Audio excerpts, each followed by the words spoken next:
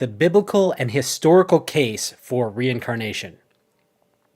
Jesus said, "And if you are willing to accept it, John himself is Elijah." Matthew chapter 11, verse 14. If you are willing to accept it. Then I showed you how Emperor Justinian imprisoned the Pope for 8 straight years to erase reincarnation from Christianity. We showed the clear pattern of deliberate suppression.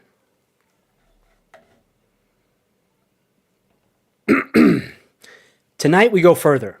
What if reincarnation and the afterlife isn't just in the Bible? What if scientists have found physical evidence for it?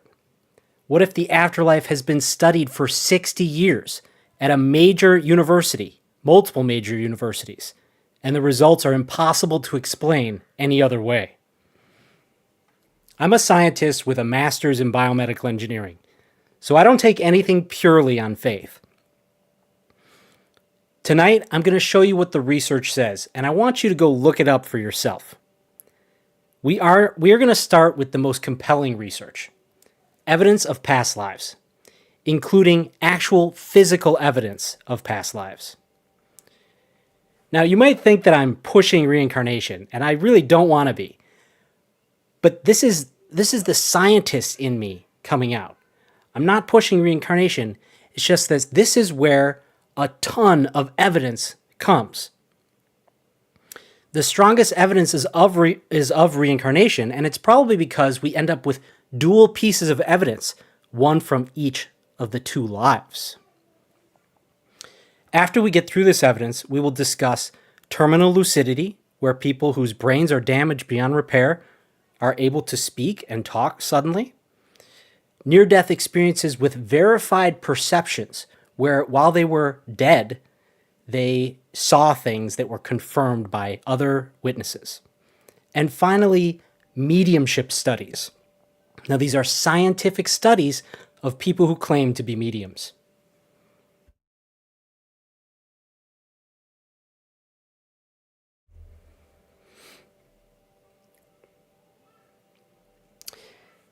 Hey, I'm Danny with WayOfService. I'm live every Tuesday. Love to be here. So happy to be here. It's 7 p.m. on a Tuesday, so we're live. I want to say hi to the chat. Susan, Ian, Yale, and Eleanor, welcome to the stream.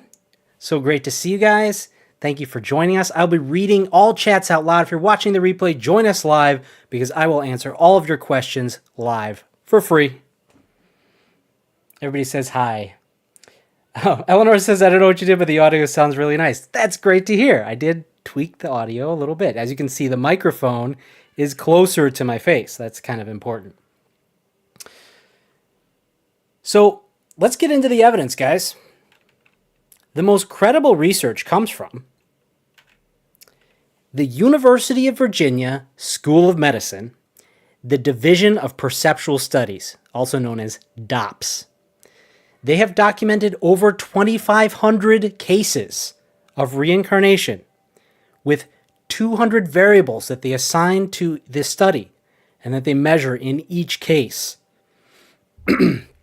Before I get into the wide range of research that they've done, you can see 2,500 different cases. But first, I want to tell you guys what I think is probably the most compelling case. And it's been put into documentaries. The individuals have been interviewed. So we'll get right into that. This is the story of James Leininger. Here's the youngest photo that we have of him. But it was at just a few weeks after 2 years old that he started having nightmares. He's from Lafayette, Louisiana, and this was in 2000. He had just turned 2, and he was having recurrent nightmares where he would lay on his back and he would be kicking and screaming at the air. And he was saying, airplane crash on fire, little man can't get out. Airplane crash on fire, little man can't get out. And this was happening over and over, night after night. And that was the big tell that something crazy was going on here. His mother was very concerned. Within the same year, he starts having visions of this nightmare during the daytime. And he was actually playing in his living room with his mom during the day. And he did the same thing. He said, "Mama, little man can't get out. Airplane," and he fell on his back and he was kicking the air. "Airplane on fire. Little man can't get out." Kicking at as if he's trying to get out of an airplane. And his mom asks him, "James, who is the little man?" And he said, "Me." And his dad asked him the question, "What happened to your plane?" He said, "It crashed on fire." "Why did it crash?" "It got shot." "Who shot your plane?" And he looks at them like they're stupid. And he says, "The Japanese." So then he started drawing pictures. He was drawing pictures of the same scene over and over. Air battles, flak, planes on fire. And one of his parents described it as a movie compressed into one frame. There's just so many details. And he would draw this same scene over and over. And he signed them James 3. He would put a 3 at the end of his name. Now, this is important. You'll see in a few minutes. He always loved the military and airplanes from a very early age, in addition to having these memories and these drawings that he told his parents about.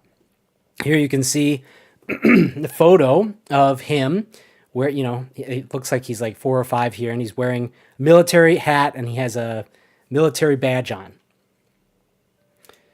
And here, of course, he's playing with his airplane, his play airplane. So one morning, he's in the kitchen playing with a toy airplane, flying it around, and he just casually says to his mom, "Mama, before I was born, I was a pilot. My airplane got shot in the engine and crashed into the ocean, and that is how I died." And this was at 3 years old. And his mom describes in the interview how she just froze and all the blood left her face, like she saw a ghost, because she kind of did. Now, her parents were Christians. They didn't believe in reincarnation. And in fact, his dad still doesn't, even after all this. But his dad wanted to get to the bottom of it. And he asked him, "Does your boat have a name?"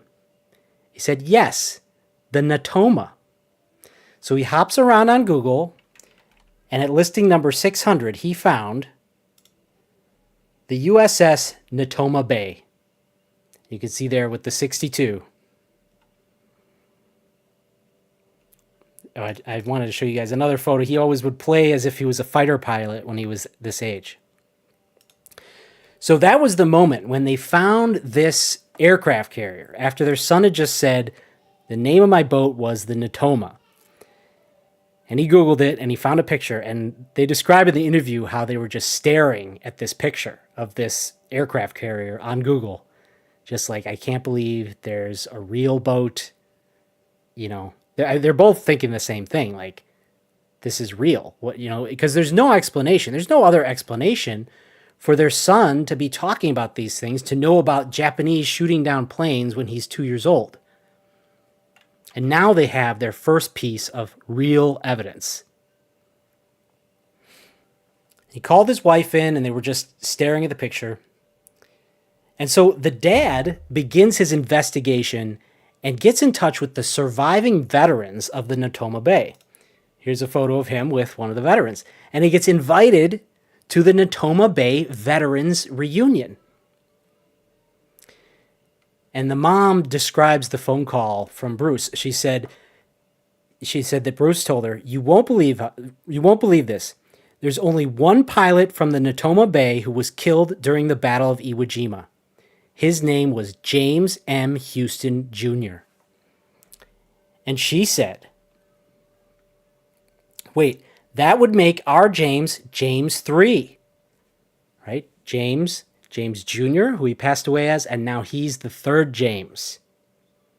She said, yeah, I was so excited. I'm like, that's it. That's him. It's James M. Houston. His name is James. It's James 3. James M. Houston, Jr. was 21 years old, and on March 3rd in 1945, his plane was shot down over Chichijima.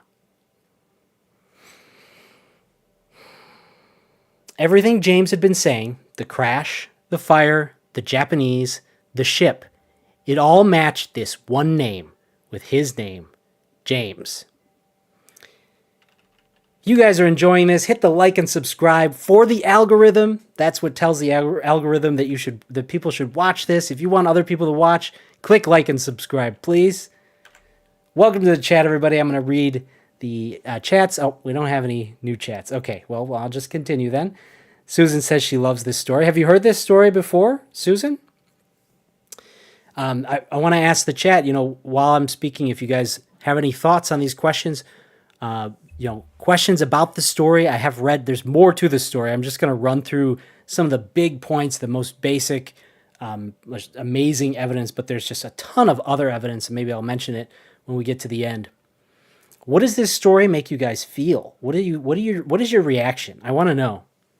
Let me know in the chat, and if you're watching the replay, tell me in the comments. So James M. Houston, they discovered this man, this, almost just a boy, 21 years old when he died. Now, James always slept with his G.I. Joe dolls, and he had 3 G.I. Joes, and he named them Billy, Walter, and Leon. His parents thought those were weird names for a kid to pick, and they asked him why. And he said, because that's who met me when I got to heaven. They explain that was one of those moments where the blood drained out of their faces, and they walked backwards, and they both went into the office right away, because they had started doing research by this time. And they closed the door, and he's in there going through papers, and she's like, what are you looking for? The dad, what are you looking for? And he finds a piece of paper.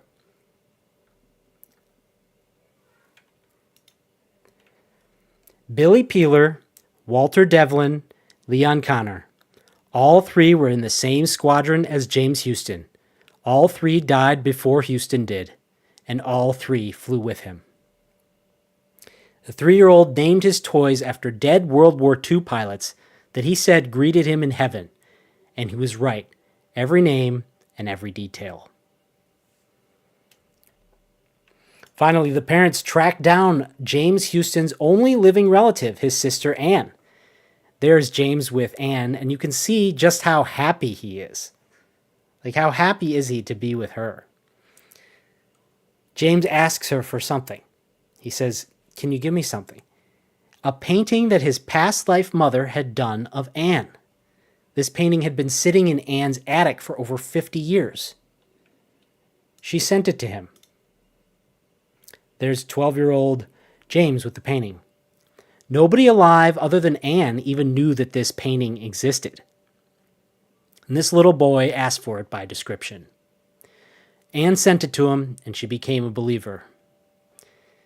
That this boy was also her deceased brother. Another incredible story. Bruce said, so this is his father, Bruce. This is what he said. He said, so we were cleaning up the yard, and he's playing in the leaves. And I said, I just love you to bits. And he goes, well, I knew you'd be a good daddy when I picked you. And I said, what? And he said, well, when I found you and Mommy, I knew you would be good parents. The dad says, my head was shrinking to the size of a raisin. My brain. And he said, what do you mean when you found us? He said, well, I found you and Mommy, and I found you in Hawaii. James told his father that he saw them in a pink hotel. His parents were staying at the Royal Hawaiian Hotel, and it's pink, when they decided to have James. Here's a photo of that hotel.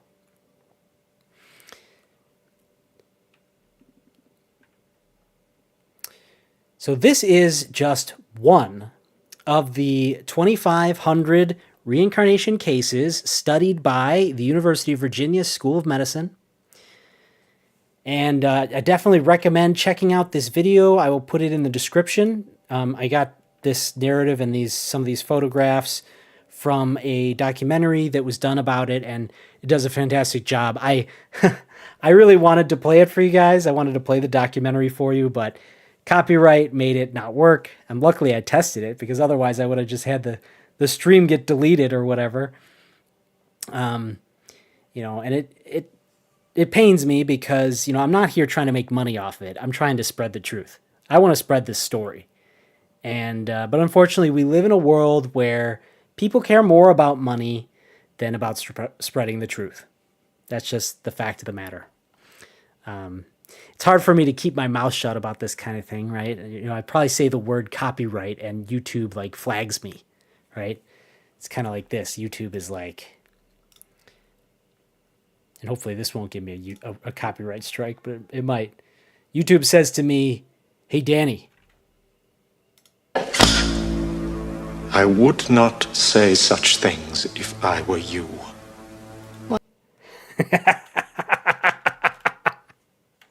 That's my favorite movie of all time. We just showed it to our kids for the first time. It was pretty exciting. I was like, Sylvia's asking all these questions, like, don't worry, daughter. You're gonna watch it about 500 more times with me, so you're gonna be able to catch up on all these questions you have. All right, chat. You got anything to say? Nobody's got much to say. Susan says, no, I haven't. Haven't heard the story. Great. Well, I want to hear your reaction to the story. Yale says, it's interesting he would keep the name. In Judaism, names hold very deep meaning. James must have some purpose. Yeah, I mean, the similarities, and I should have put a photo of James next to James. Maybe I can click it here for you. Here's James, and there's James. And then, let's see, James and James. James. I mean, I would say they look pretty similar. And that, you'll see that over and over. It's the people who say that they reincarnated as a person really look like that person. Just another incredible piece of physical evidence of reincarnation. And we're going to go through a lot more of the physical evidence in the rest of the stream. But yeah, I do think, I agree with you that names have a major meaning. My name, Daniel, means God is my judge. And I feel like that's kind of my life, is like, I don't really let other people judge me, for better or for worse. Sometimes I, get in trouble because I don't really care what people think, but I also enjoy that life. That's my life. So, and I think that it's not a coincidence. I think it's okay for me to tell the internet my son's name is Noah, and that name came to me from God. Like, we didn't put that on our list of names, but at a certain point, just a little bit after he was born, it was like, oh, his name is Noah. We even saw a double rainbow right before he was born, and that's the sign of Noah, and it was just very clear that his name was Noah. And I think that it's not an accident what our names are. I agree with you, Yale, about that. How's my audio level? Okay, it seems pretty good.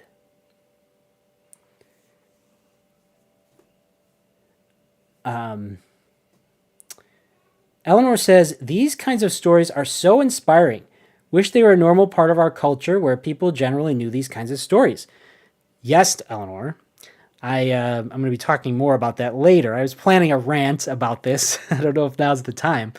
But, this is the age we live in. We live in an age of deception. Here you have the University of Virginia. We have doctors, MDs, PhDs, doing this research as their life. And I'll talk about this. There's two different people who, the directors, there was a director and then a man who took over for him. This is their life, is spreading this information, this knowledge. But it's not, you don't see it on the front page of CNN or of whatever mainstream news source you're following. The mainstream, they have a vested interest in reinforcing the scientific materialist view of the universe. The idea that consciousness is a product of a random and chaotic universe. There's no place for God there, okay? They kind of have to talk about religion and the fact that people are religious, and, they'll be like, oh, these people believe in God. But the person writing it is never like, well, this is probably comes from God for this or that reason. You would never read that in an editorial in a mainstream media outlet.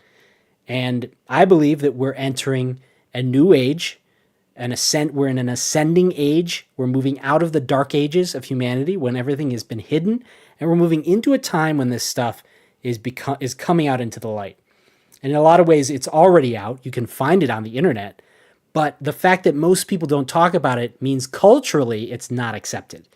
And yeah, once this stuff is accepted, that is why I have the Way of Service. That's why I created the Way of Service, is because I want to help bring this about. I want to bring about people's understanding of what's going on, the fact that we are spiritual beings, the fact that we probably have multiple lives that explain our past and where we are today, so that we can live this life the best way possible, instead of constantly being worried about money, or being worried about what people think of us, or whatever fear or physically based reality that the mainstream wants you to think.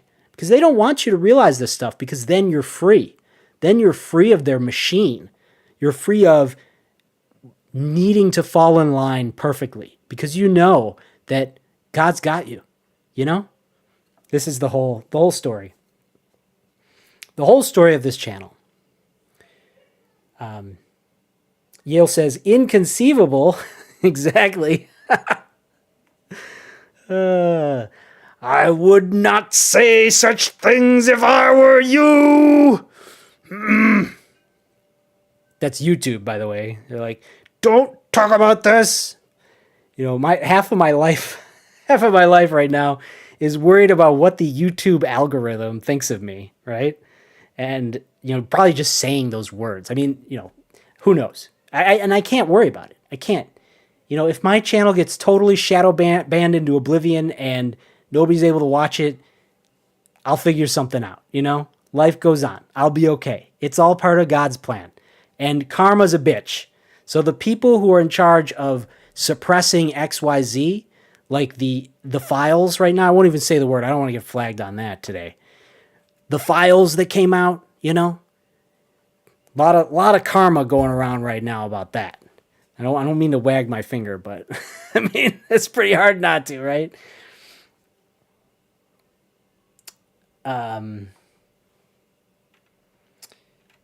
All right.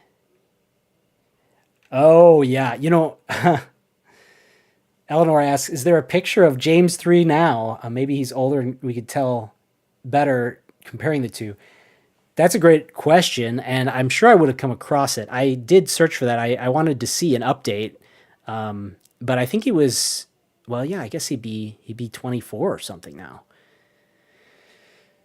Or no, he'd be 28. So he'd be actually older than the other James. Yeah, it's hard to say. I don't know. If you find it, check it out and send it to me, because I wasn't able to find it. I did a lot of research for this live stream, and I did not find any updates since this 12-year-old interview that they had with him.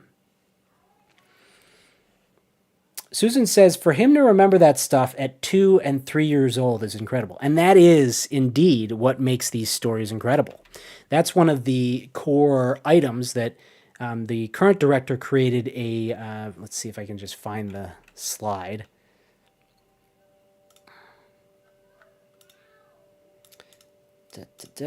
Scale. Yeah, here we go. The strength of Cayce scale. So one of them is the possibility of a normal connection. And so if someone was, had a chance to research this, like a 2-year-old doesn't have a chance to research the Japanese shooting down World War II pilots or airplanes. But the University of Virginia does a very strict job. They follow very strict guidelines about these cases, and they're very honest and upfront about, in this case, maybe there was a chance that there's contamination, right, where the person might have known more than they should, and so their case it's not as credible. But there are tons of cases where it is credible, especially because these children report these memories at such an incredibly young age.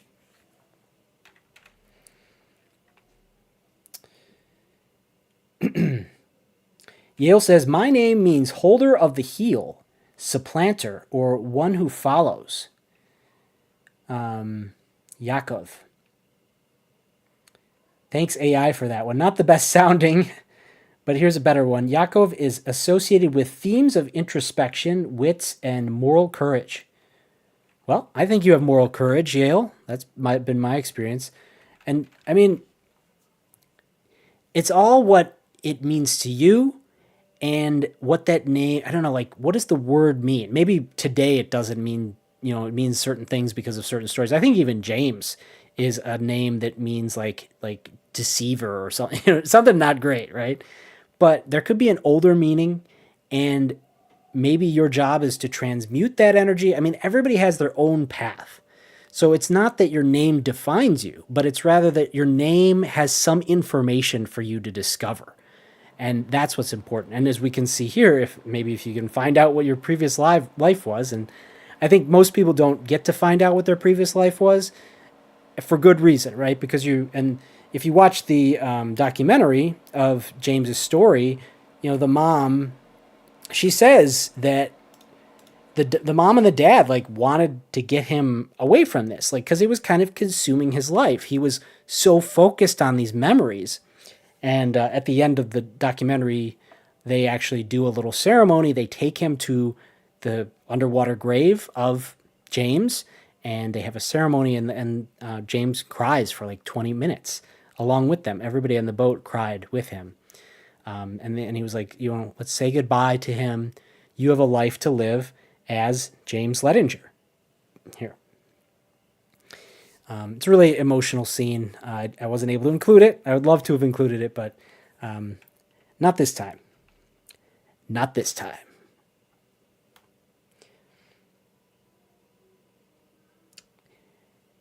Yeah, Eleanor says, here's a link. I was hoping, so I read that earlier. Eleanor says, here's a link comparing their faces at closer ages.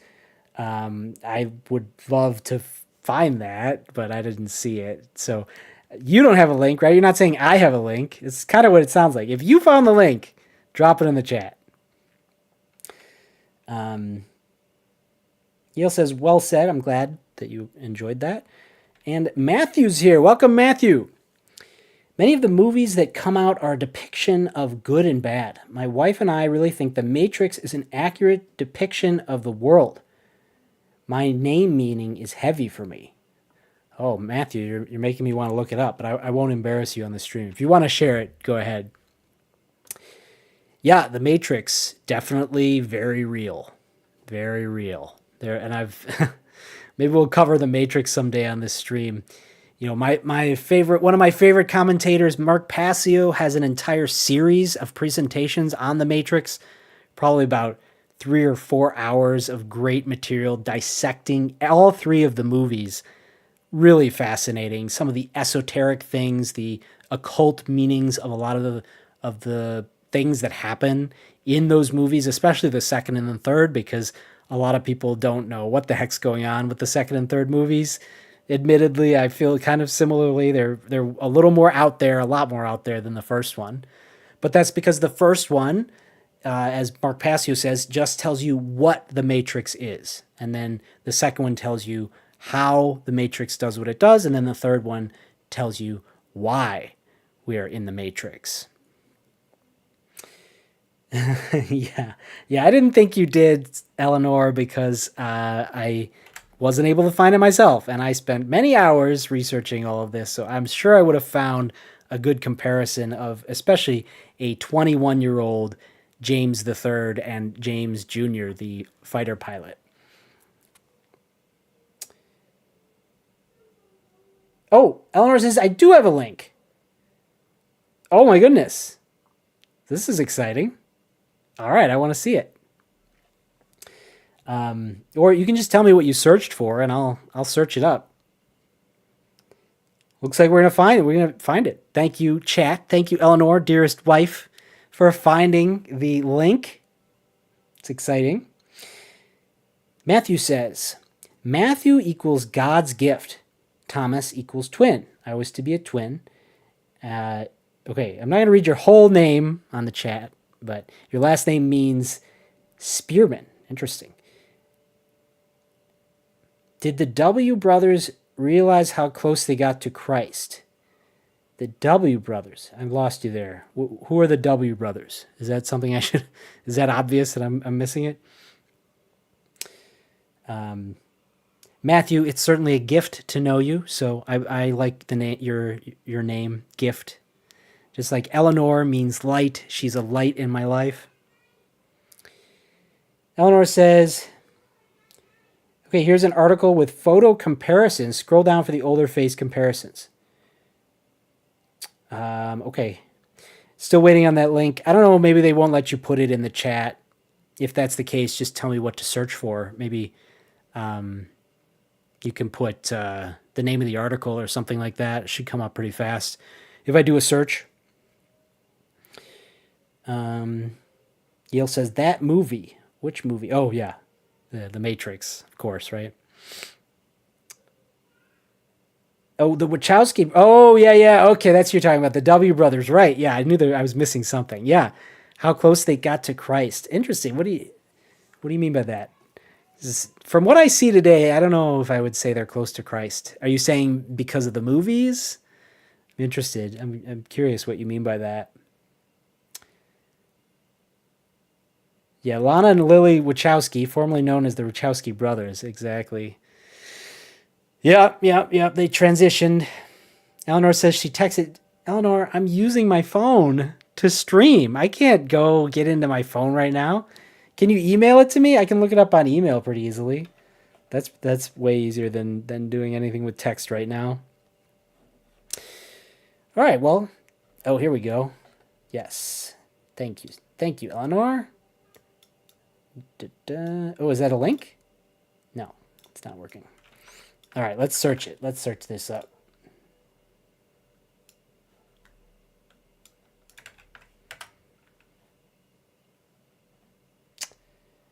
No, I don't want the AI review. Oh, the book. Is it the book, Eleanor? I don't know if I'm going to be able to look into the book. Internet Archive. Maybe this one? No photo on this one. Oh, darn it. Come on, Internet. Do you have to make it so hard on us? Oh, here's a debunking. Somebody debunked it. My goodness. I'll have to check that one out later.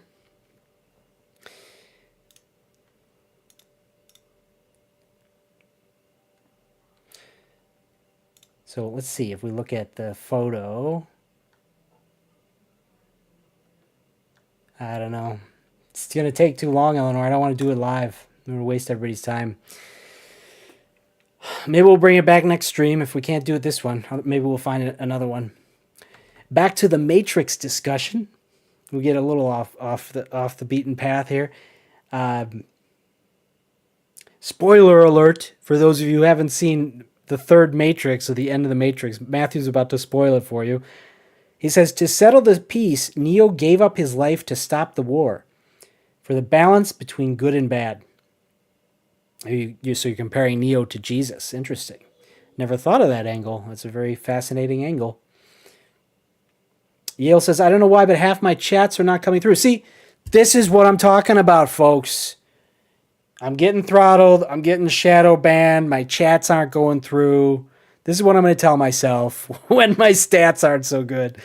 I mean, I do think that it plays a role. And I think that what also plays a role is the fact that I'm here trying to help people. I'm not trying to tell people what they want to hear. You know, most people just want to get your eyeballs. They'll do anything to get your eyeballs on their video. I'm not doing that, okay? I'm here to help people. I'm not going to lie to you. I'm not going to mislead you. I'm not going to deceive you. And that, I think, is worth way more than, you know, the extra dollar I might have in 1 year or whatever stupid idea that people have that they betray their morals for, you know? All right, Eleanor's going to email me the link. Perfect. That works perfectly, Eleanor. Thank you. That is what I need you to do. Oh, okay. She sent it to my Proton. Okay, all right. Here we go. All right. Oh, I gotta log in. So, all right. Here we go.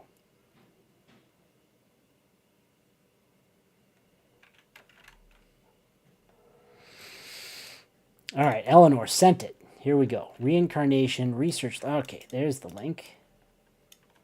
Let's do it. Here we go. Photo coming. Oh wow, look at this guy. He's got a microphone on. Amazing.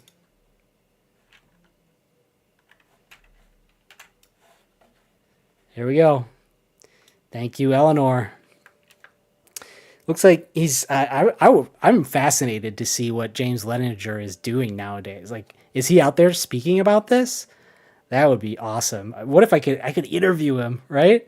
I mean, why not? I could interview this kid, this guy. Be fascinating. I see the resemblance. It's all over both of their faces. The eyebrows, the nose, the lips. I mean, geez. Fascinating.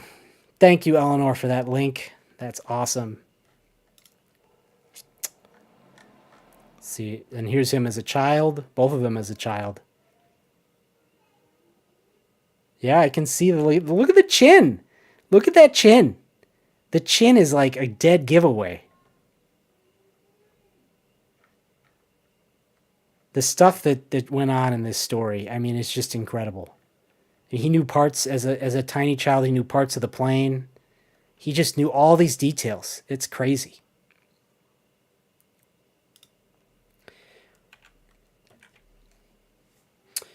Matthew says, back to the Matrix, Zion was the core human city. I know that's big for Mormons, for sure. Of course, Mount Zion, and that's where Moses was. Eleanor sent me the link. Yale says, I see them in the chat window, but not in the one you have on the live stream. Wow. That's whacked out. So it's basically lying to you. It's saying, oh yeah, you're chatting, but I don't get to see it. That's effed up, man. It's effed up. Get your shit together, YouTube. Would not say such things if I were you. Yale says, send the email for the interview. What do you have to lose by trying? Exactly. I got nothing to lose. I think they'll be fascinated. They might make me take down the stream because I lifted their documentary. No, I don't think so. I think James Leininger cares and he wants to spread it. Now we're losing viewers. I got a warning, on the stream quality. I don't even know what that means. What does this mean? Bitrate is lower than the recommended bitrate. Oh, is that the problem? Okay. I can fix that, I hope. Well, anyways. Doesn't want me to see in this message. Yeah, write it in code, Yale. Write it in code, okay? Ridiculous. So what's your reaction to the story, guys? I guess we already got that. That was my note in the chat in my notes to ask you guys what you thought. Don't forget to like and subscribe. You made it this far, you got to hit that like and subscribe button for the algorithm. Remember, it's not just for me, it's for the algorithm. Also, sharing and commenting, really big for the algorithm. So if you do those, please do it. Yale says, third time I'm sending this, and then he doesn't say anything. So it seems like a red flag.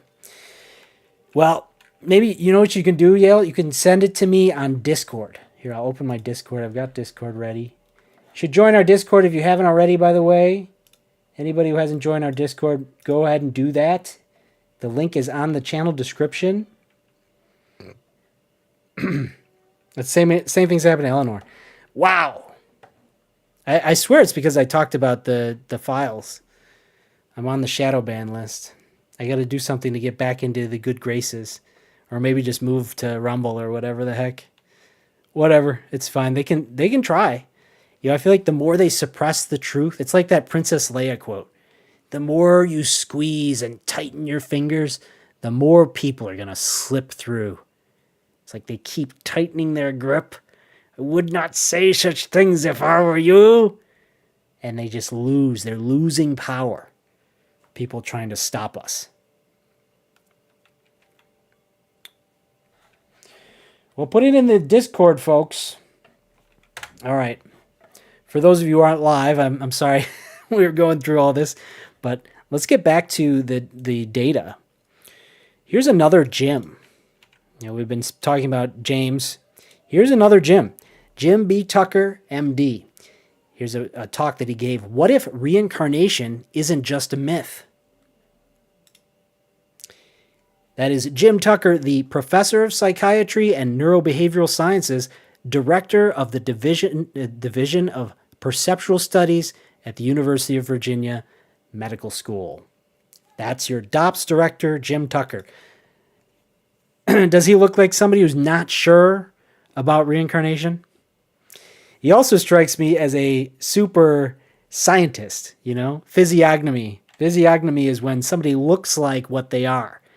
And it's one way to be a judge of character. But look at this guy. That is an absolute scientist, egghead guy, and he absolutely believes in reincarnation, and he has made it his life's work to share and spread this research. He's the second director of the Department of Perceptual Studies at University of Virginia. He came up with the strength of case scale for each of these reincarnation cases, going over birthmarks and birth defects, whether the child has birthmarks or birth defects that correspond to wounds or features from the claimed previous life. Strength of statements, the specificity and verifiability of what the child says about the previous life. Names, places, events, details only the deceased would know. Relevant behaviors, whether the child displays behaviors that relate to the previous life. As you saw in the case of James, he loved military, he loved aircraft. There's even a video in the documentary of him playing an aircraft simulator when he's like 6 or 7, Phobias, matching how the person died, skills, habits, emotional responses to people or places from the previous life. There's something called xenoglossy, which I didn't put here, but I think is relevant, where they know languages that haven't been spoken in their home from the previous life. And finally, the possibility of a normal connection. We talked about this earlier. An evaluation of whether there's any way the child could have obtained the information through normal means, by family connection, media exposure, overheard conversations. Any of those things will drive down the strength of the case scale. Next, I want to go over the case of Ryan Hammons and Marty Martyn. Now you can again see a little bit of the similarity in the face, especially the nose and the chin. So let's get right into it. Ryan Hammons, he was age 4 in Muskogee, Oklahoma, and he started describing Hollywood memories. He pointed to an obscure, uncredited extra in a 1932 film photo and said, "That's me." They identified by a film archivist as Marty Martyn, who became a talent agent. Of about 220 statements that Ryan made, 55 were confirmed correct. He described dancing on Broadway, which was confirmed by Martin's daughter. He described working as an agent where people changed their names. Talent agency, it was confirmed. His address had a rock or mount in it. Martyn lived on Roxbury Drive. He said that he had 3 sons. Martyn had 3 adopted stepsons. He said that he died at age 61, and this is super wild. The death certificate said 69, but Tucker's research found that the birth year on the certificate was wrong, and the boy, Ryan Hammons, was right. The official document was wrong, and it was corrected by this 4-year-old child. His mother kept a notebook of his statements before anyone knew who Marty Martyn was. So that's how they were able to see the truth of this. And that was something that I was fascinated by in the James Leininger story, how the parents documented and saved every little piece of information, all of his drawings from childhood. They have all these, home videos of him as a little boy, photographs of him with, the sister of the deceased James. So the key is that these cases were documented from the beginning by the parents, because the parents were like, something incredible is happening here.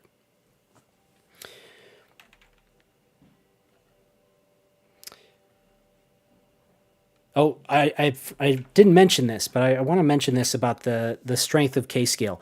So Tucker, that's our guy here, Jim B. Tucker, he tested this scale, the strength of Cayce scale, across 800 cases and found that the Cayce strength correlated with early onset of statements, like I said before, the degree of emotion that the child showed while speaking about the previous life, facial resemblance to the previous personality, and most importantly for our argument here, for the evidence, the strength of the Cayce did not correlate with the initial attitudes of the child's parents towards the Cayce, meaning that families who believed in reincarnation didn't produce stronger cases than families who didn't. So, really interesting data there, that the degree of their emotion showed you how accurate their statements would be about their previous life. And you could imagine how that correlates, but it's like, how strong is their memory of this previous life, and then the accuracy of their statements goes up. I don't see anything in the Discord, guys. You've got to put it in the Discord if it's not coming through on YouTube. All right, where are we? Case of Ryan Hammons and Martyn. Oh, yeah. All right, I saved the best for last. Here is the physical evidence of reincarnation. All right, ready? Get ready. The case of Chanai Chumalaiwang. We'll come back to this photo. This is important. This is the physical evidence on this young boy's head. He was born in 1967 with 2 birthmarks, one small round one on the back of his head and a larger irregular one on the side of his head. At age 3, he described being a teacher named Buakai Launak, who was shot from behind while riding his bicycle to school. The boy, Chanai, led his grandmother to Bukai Launak's parents' home and identified family members there by name. So he led his grandmother physically to the previous address of his previous life and was able to name the family members in person. So Buakai's widow confirmed the entrance wound on the back of his head and exit wound on the side of his head, matching the birthmarks exactly. Okay?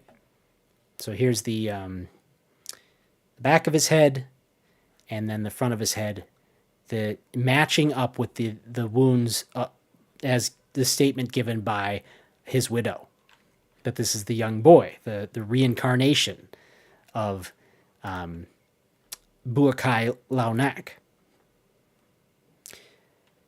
Now, there are many examples of this. Here's a similar example where a gentleman has a birthmark on his chest, and then here is a drawing of the autopsy results of a gentleman who deceased by shotgun blast to the chest.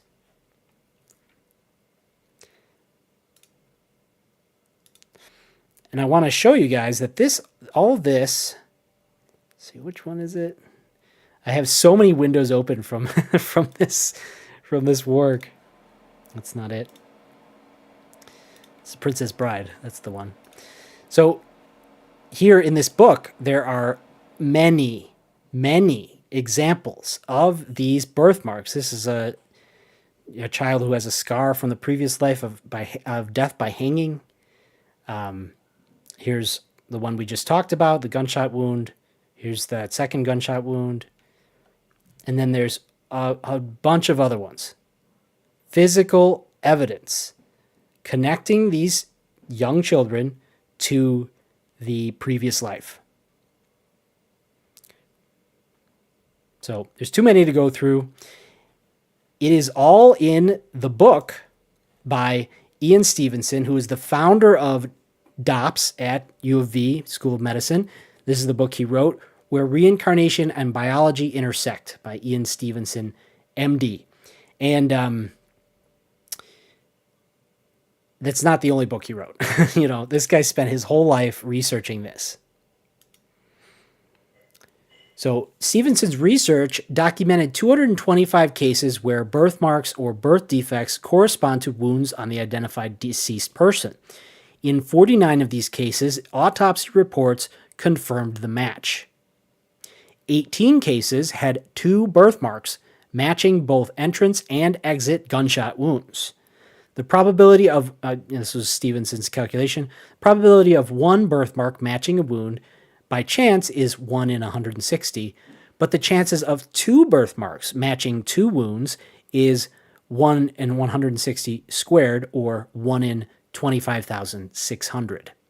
And that there were 18 cases, so 18 cases where the odds were 1 in 25,600, so it would be 25,600 to the 18th power. I don't know, is it worth trying? Let's see. 25,600.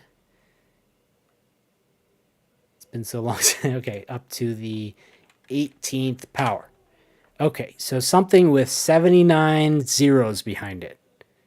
2 Googleplex or whatever it is. So it's pretty much impossible for it to be by chance. In fact, I would say that those odds says impossible. Impossible.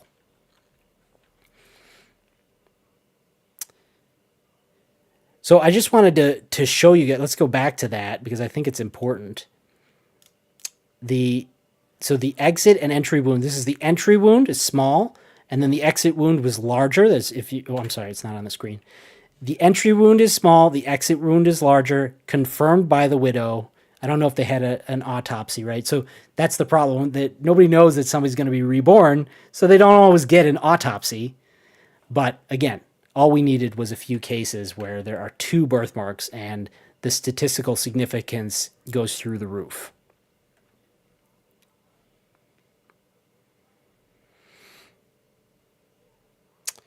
So that is the physical and other evidence of reincarnation specifically.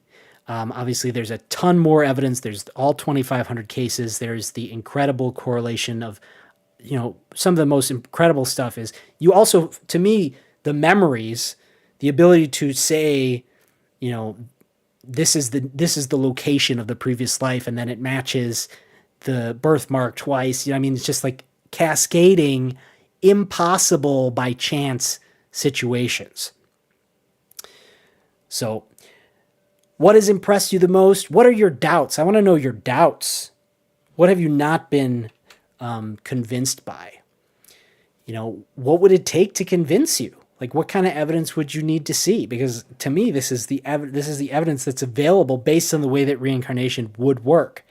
What other evidence could we have? I don't know. I haven't really thought about it, but maybe you guys in the chat who, I've been thinking about the presentation. I haven't been thinking about ways to counter it, but maybe you guys can come up with ways.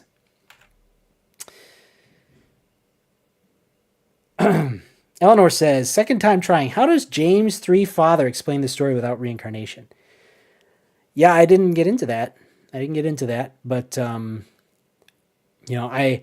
I would guess you could say, I think he thought it was possession, which is, it's kind of the same. I don't know. It's kind of the same. It's scarier. It's not of a nice way of looking at it, but I think that fit his Christian belief. And I think if you see his attitude, he even uses that word in the interview, like, is my child possessed? And he really, at the end, the last ceremony, he's like, he kind of like tells his son to like let go of this memory. And there's an interview with the 12-year-old boy, and he's like, he's not with me anymore. But then he corrects himself. He's like, well, James is still inside me, but it's not the violent, scary parts. It's the peaceful parts of his life. So I wonder if his son James has kind of learned what he can share with his father or whatever, I think his father was not very accepting of it. And that's one of these really fascinating things. For me, I and again, maybe it's related to my life mission. That's why I've created this YouTube channel. But to me, if the evidence leads you somewhere, you got to go there. It doesn't matter where it's leading you. It doesn't matter. If you don't like the answer, if it doesn't fit with your current beliefs, too bad. It means you need to change your beliefs. But a lot of people will dismiss evidence if it contradicts their beliefs, and I'm sure I've done that too. But I feel like there's so many cases where people are faced with something that's very personal, like this gentleman, Bruce Leininger. His son basically claimed that he had a previous life. He has all these descriptions. He describes finding them in the hotel, choosing them as parents. He described meeting his previous friends in heaven. But, Bruce didn't want to accept it. So at least that's where it was when he was 12, when that interview was taken. Maybe he's accepted it now. I don't know. And I had a feeling when I was doing this, even though he didn't accept it, he was a good father. And you can see that in the story, how he poured himself into finding the truth. I mean, he did find the truth about, he was the one who went on Google and found the aircraft carrier. He's the one who asked the questions. He just had a different explanation for it. But I think, and it's funny, Ian Stevenson even covers cases of possession, and he uses them as evidence that there is an afterlife. So down here, we're just trying to figure out what if there is an afterlife, not what its nature is. I think that we can see that there's a lot of things that say that we have multiple lives. It explains a lot of things. I talk about it on this channel, and I'm going to talk about more of the evidence for it. But just the simple fact that we do continue after death is pretty controversial, and it's not accepted in the mainstream. The way that people approach death, the way that we have funerals, nobody talks about this in a real way. Most people kind of respond with a bit of skepticism. They're like, oh, I hope that my loved ones are still watching me. After this research, I'm sure your loved ones are definitely watching you. It's not a question. It's a scientific truth, in my opinion. And the science is there. That's the thing. Another thing that people lie about, they say, oh, that's in faith. That's in religion. That's not science. I'm showing you the science tonight. Okay? I am a scientist. This is how I came to this stuff, was through science, was through pursuing the truth, being a real scientist. Mark Passio calls current scientists scientisms because they have a set of beliefs, and anything that contradicts those beliefs, they put it aside. And there are cases of that. Some of the things I talk about, energy healing at a distance, there are people who see the evidence and say, no, this evidence isn't good enough because it's not 100%, it's 99%. And they're like, well, because it's such an extraordinary situation, it has to be 100%, which is impossible. But that's what they demand, and so they dismiss it.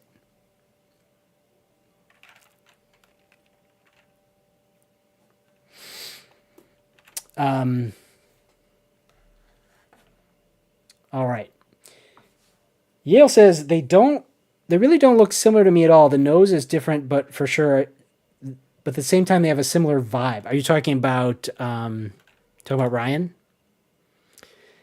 Yeah, they have a similar vibe, and the gentleman is lean, and the boy is a little overweight. So I don't know. I see it, but again, go investigate it yourself. Don't take my word for it. I mean, I think I see kind of a flat chin here, which looks like it to me. You can see the dimple under the nose right here, very similar. So I don't know if that was the gentleman you were talking about, Yale, but I do think there's some similarities. Look at the ears. Ears stick out. Ears stick out here. I mean, it's crazy. It's crazy, man. And then, of course, you couple that with all these details. I mean, what are you going to do? Are you going to say it wasn't him? I mean, I don't know. I don't know what else you can say about it.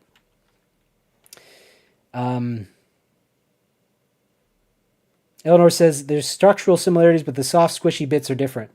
So are you guys talking about James or are you talking about Ryan? Curious. To me, I've seen enough that they look similar to me.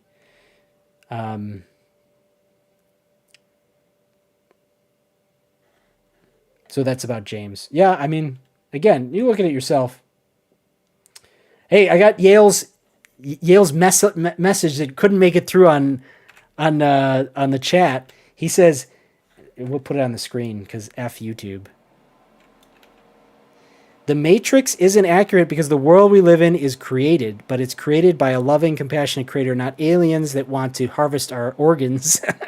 Whatever they're doing in the Matrix. Oh, maybe because of harvesting organs, because that was in the files. So if you say that, see, now I'm shadow banned because I said it out loud. Whatever. Nobody's doing that. Okay, nobody's talking about that. It's not real. It's just a pretend movie. They weren't harvesting that. They were using them as batteries. Yeah, I mean, the Matrix isn't accurate as in we're not actually plugged into a computer, but more like people are kept in the dark. People choose the red or the blue pill based on their decisions in their life. That's what I see. It's an analogy, and this is what Mark Passio argues. I don't think Matthew is arguing that it's actually a simulation, right, Matthew? I don't think that. I mean, I don't think that's true.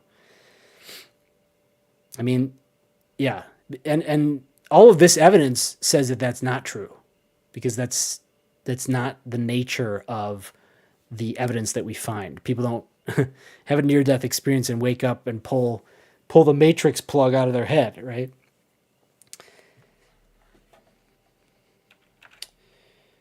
Matthew says, my grandmother, my mom's mom, passed away 3 years before I was born. My mom always told me that as a 1 or 2 year old, I would sit in front of a photo of her and talk to her for hours.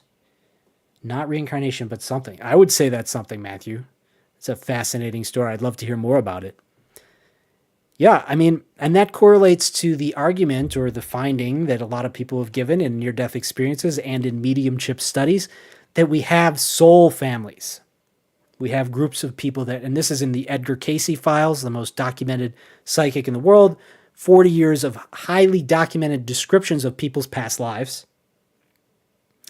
He described how people would reincarnate in groups together. At one point, someone might be your teacher. At another point, they might be your wife. At another point, they might be your husband or your brother or your son. And, they would switch between genders. But they would reincarnate together. And so, Matthew, it seems to me that you probably have a strong relationship with your grandmother, even though she passed away before you were born. Yale says, Matthew, there are concepts regarding souls binding to, attaching, or sharing space within a person. Yeah, I've heard that. I've heard the idea of twin souls also, where one soul inhabits two different bodies. That's been alluded to in some stories, like Autobiography of a Yogi kind of has that in there. Yale says, a soul may come down and join up and help a person. Could be like possession. I'll put this on the screen. As I said, but just in a positive way. Right. The word possession is really scary. Plenty of horror movies have been made about possession. And the dad said that. He's like, I was thinking Exorcist. He literally said that. This dad saw the movie Exorcist, and it influenced the way that he responded to his son. Still think he was a good father, but maybe don't do that now in current year. Matthew says, it goes along with the belief that our spirits are still around to help those of us on Earth. Yeah, 100%. Yeah, this whole, and the mediumship studies, and also like the signs that one of my favorite mediums, Laura Lynn Jackson, I've talked about her on this channel. She talks about the signs that people see from their loved ones, the help that they get. Helping them with decisions. I feel like that's happened to me. I feel like my deceased father has helped me and guided me and reassured me in multiple points in my life, experiences that I can't really explain any other way, or that correlated directly with me asking for help.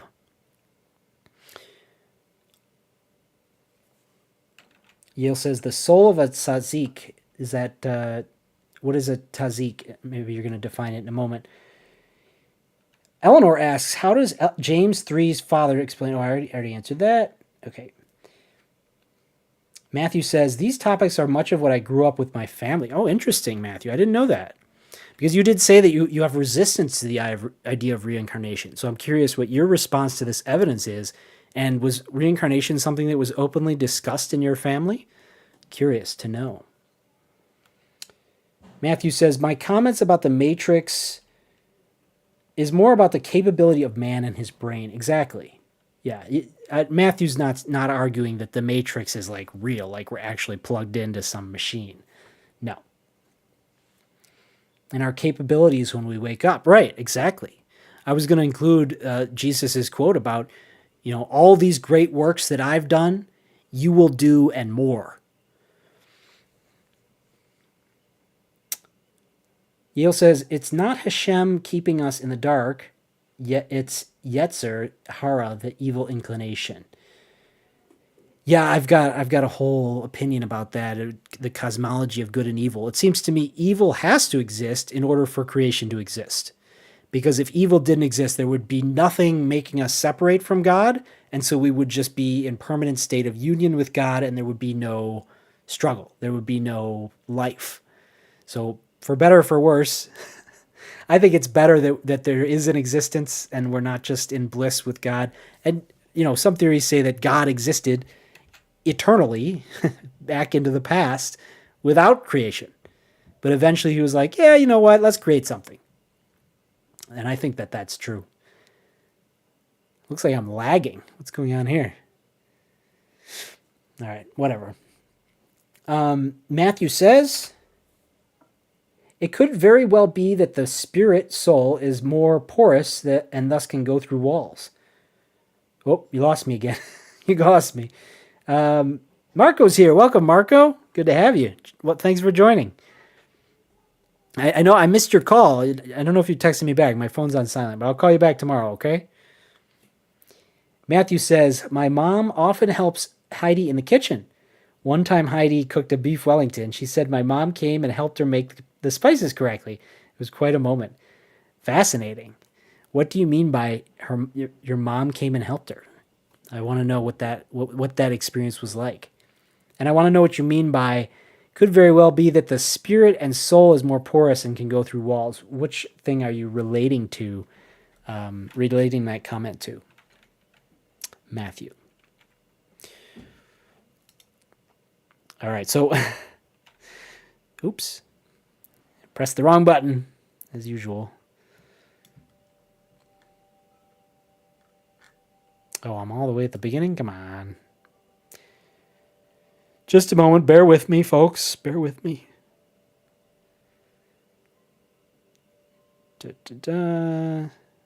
Here's another Jim Tucker. Case of Ryan Hammons. All right. Right. More from the diagram. Okay. Birthmark stacks. Okay. Here we go. All right. So we talked about Chennai. We talked about the other pictures. So this all comes from Ian Stevenson, the founder of DOPS. We talked about his research. So when I saw this photo, I wanted to tell you guys about this story. When I saw this photo of this gentleman, Dr. Ian Stevenson, I was like, wait a minute. I know that guy. I've seen this guy. Because here he is. There are at least 6 sources of evidence for life after death. There are even examples. It's from my video. I made a video with this guy and I quoted him. I didn't know who he was back then, and now I do. So go check out that video. I made that video almost exactly a year ago, January 30th, 2025, and it's another Afterlife video. I go through the evidence, and I think I'm doing a better job of presenting it today, but I think it's a great video nonetheless. Got some great clips in that video. I don't know about you, but I wanted to know, what are the 6 sources that he references in that talk? And here are the 6 sources that he referenced. I asked YouTube to summarize it for me. Apparitions. Okay, hallucinations of the mentally well, people who have seen the ghosts of dead people.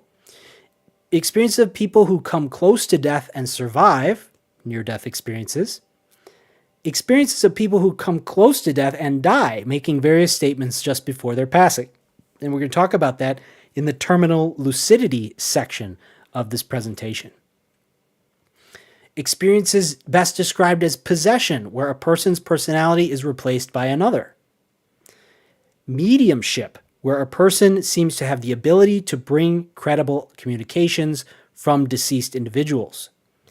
And dreams, especially vivid ones, particularly vivid ones, which can provide additional evidence. I've definitely had that happen to me. I've seen my deceased father in my dreams. And of course, he says at least 6 ways.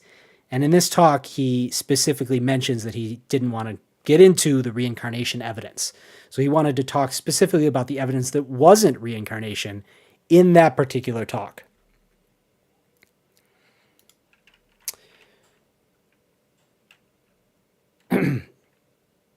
I also wanted to mention in that video, I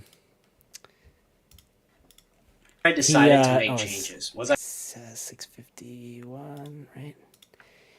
He kind of seems like he's tired. He's tired of arguing with the skeptics. You can imagine this guy, and I don't know his exact time frame, but I think he passed away maybe in the early 2000s or something. But in any case, he probably spent his whole life arguing with people who were very skeptical of the research that he had done.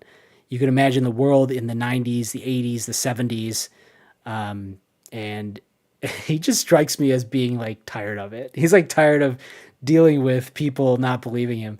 And it's funny because I kind of feel that same way.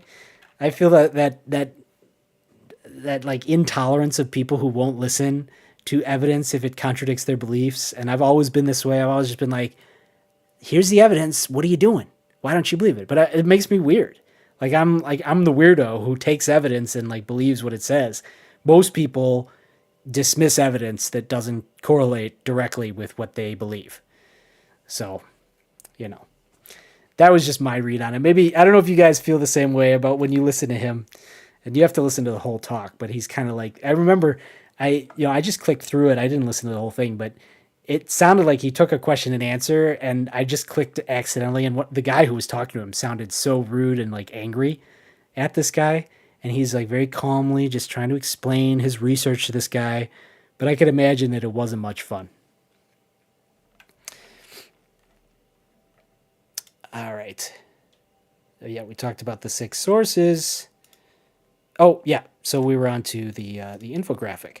So I found this infographic online. Ian Stevenson and Jim Tucker at the University of Virginia with 2,500 verified cases, as you can see. So here are some of the details of the people that they find. They're between the ages of 2 and 7. They remember details of their past lives. The time between lives is an average of 1 to 5 years. Some are only months or days. And rarely they see this 2 to 50 years. And that was the case with James. The distance between lives is usually not very far, within 25 kilometers, rarely outside of that range.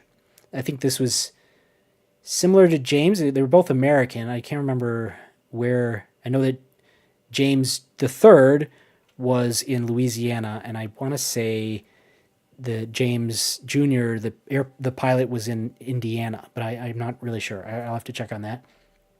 35% of the cases have birthmarks and wounds, and they often match the fatal injuries.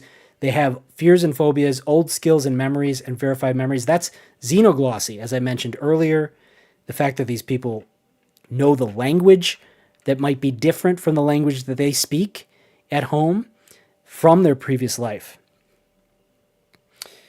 So, as you can see there, consciousness continues. Strong evidence shows consciousness continues. Here's another one. Reincarnation by the numbers. The median age at the time of the previous person's death is 28. Now, while we talk about this, I want you to ask yourselves this question. Maybe you can answer it in the chat. Why are these often violent and unnatural deaths? Right, that was the case with James. He died in a violent way. A lot of the gunshot wounds we mentioned, you probably noticed that there's a lot of violent deaths going on here.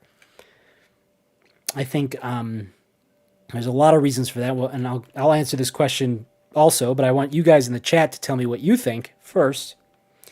So the median age of the person's previous death is 28, so they're usually dying pretty young. You can see here, this drawing is showing, the old person becoming the child. Most children claiming memories of past life were between the ages of 2 and 6. 60% were male, which makes sense if they're often 70% are violent or unnatural deaths. Usually males are the ones getting killed early, unfortunately. In those cases, 70% of the deceased individuals were male, the same ratio as the general population. You see, exactly. Violent and unnatural death, 70% of the time they're male. 90% of the children say they had the same sex in their previous life. 10% said that they didn't. The median time in this particular infographic was 16 months. That fits the infographic before of 1 to 5 years on average, but maybe the median is not the median. Sorry, the mean, but the median is 16 months. 20% of children claim memories of the time between life and death, between death and rebirth. That's a full 1/5 of these reincarnated children talk about their time in heaven. Another thing that nobody talks about. Seems like a big deal. Seems like something important to talk about. All right. So, chat, what do you think? I want to read your chats and see what you think about this question I asked you. Why violent and unnatural deaths? Oh, okay. I was wondering if it was a butt dial, Marco. But you still want to chat. Sounds good. Yale says, I don't think it's evil that exists. It's concealment. But it's Yetzer Hara that keeps us from seeing past that. It's fascinating because every tradition has a different name for it, right? Mara in Hinduism, or maybe that's Buddhism. But yeah, I agree with you. It's not evil because it's kind of necessary. It's like darkness to light. There needs to be contrast between pure goodness, God, light, and the concealer or evil. And in between those two things, we find creation. But I definitely agree with that. Cosmology, Yale. Matthew says, spirit is more porous, meaning just we can't see. Doesn't mean it isn't there. Yeah. Interesting. More porous. Yeah, I see it as a veil. It's been described as the veil between the realms, but that the spirit realm is right here. It's just that we can't see it because there's a veil over us that prevents us from seeing the spirits that are nearby or interacting with us, because that veil is necessary for us to have an experience here and be focused on this experience in the physical world. It's like you wouldn't be able to appreciate the drama of a movie or of a play if all the lights were on and people were talking everywhere. So the veil is the lights are off. You can't hear anybody talking. Everybody's been told not to talk so that you can focus on what's happening in your life. Because again, if this is true that we have reincarnated, and most people who believe in reincarnation argue hundreds of, if not thousands of times, the memory of all these lives, the knowledge of all the spirits that we've interacted with would be too overwhelming for us to focus and to live this life. So I think the veil is very necessary and important, but it can be very frustrating. The good news is, from the communications through mediums and near-death experiences and all sorts of psychics, communications with the other side is that they do want us to know that they exist. It's just that we don't get to experience it constantly. And that's for the best, right? This is all part of God's design for the universe and for creation itself. Yale says, LOL, wow, but I'm way behind, so I don't know if I don't know what you're referring to. Matthew says, you will have to have Heidi tell you about chatting with both my mom and dad. She has a gift. I will have to do that. There are things Heidi was told that only my mom or dad would know. Oh, fascinating. See, that's the kind of stuff that needs to, goes in a live stream because it's evidence. I mean, it's literally evidence. It's physical evidence. Even Christ taught about cast out a legion of demons out of various people. Yeah. And I think, the idea of possession, I don't think it's as literal. I mean, maybe it is literal, but it's more like the people who are possessed are kind of giving their consent because they're living their life in a certain way. They have a certain perspective that is not, they haven't accepted Jesus, for example, or they haven't accepted God into their life. And so they are more open to the darker influences, the demons or the darker spirits that might come and influence their life. But I think it's by choice. I don't think that people are possessed against their will if they are, if they are able to have a spiritual perspective, if they're in a more positive aspect of their life. And I haven't studied the possession stuff, so maybe it would be a good thing to study because, this Dr. Ian Stevenson, he references it as evidence of the afterlife.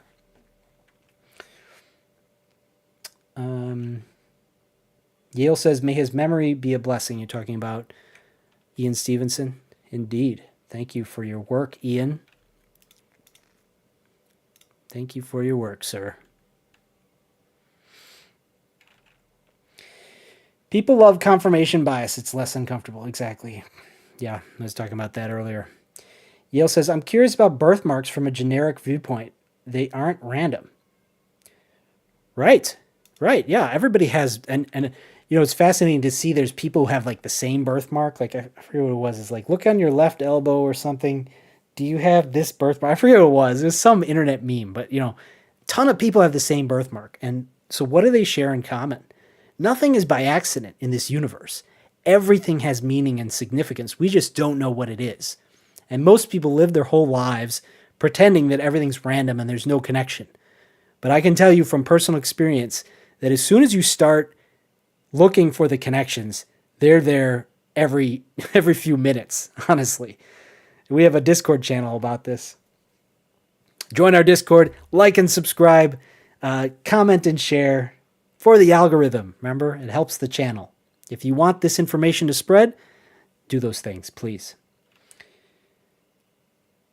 Matthew says, if we are sent to Earth for a specific mission, then we need to complete that mission. So if we are killed early before the mission is complete, then we get a redo. Matthew, that's exactly what I wrote in my notes. That's one of the main things that I think. So you're answering this question, just for those of you who aren't following. Why is it that 70% had a violent and unnatural death? I think it is because those people needed a redo. I agree with you. They had a really bad outcome, but they had a mission to complete, and so they were put right back in with the memories so that they could process it and get over it in this new life. And I would hope that they got a better life. That's what justice would say, is that if you die in some horrible way like that, like being murdered, then in the next life you get a better starting point. I've seen that to be the case. And then it works the other way. People who are mean in a certain way, they end up in their next life being the recipient of that nasty behavior. Definitely seen that happen. In fact, that's a big part of the Elijah, John, Jesus story. Jesus said, if you will accept it, John is Elijah. That's part of the biblical prophecy. And Elijah slaughtered the followers of Baal with the sword, and John died by the sword. And that is in the Bible. If you live by the sword, you will die by the sword. And there is a perfect example. In fact, Elijah didn't even die. He was ascended up into heaven, but then he was reborn. He was reincarnated through his parents, and then he died by the sword.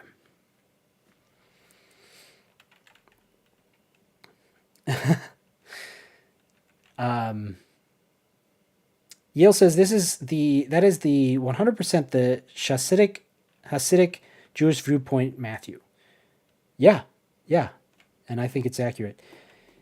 Yes, the veil, exactly. Hard to comment and keep track of which conversation. Maybe a code can be used. Oh, a synchronicity. Yeah, which synchronicity are you referring to, Matthew? Yeah, I'm not going to worry about doing a code, but I'll just ask you if I don't know what you're talking about. But you could say, responding to this, blah, blah, blah, something like that. So yeah, why violent and unnatural deaths? So I think it relates to what Matthew said, but I think there's a few more explanations. These individuals seem to have a fast reincarnation, and so they have less forgetting between lives. And as Matthew said, this is in my notes, this gives them a chance to process what happened to them, and they get kind of a redo because we can see that they look very similar. A lot of other past life stories, they don't look similar. They're not even in the same time period, but these stories are in the same time period. You'd also see how it's a data bias. It's, we're going to find data of the last 50 years because that's when we've been studying it. So we have data of people who are being reincarnated in this time period, and across bigger time periods or further into the past, it wasn't being studied. We're not going to find the evidence as easily. And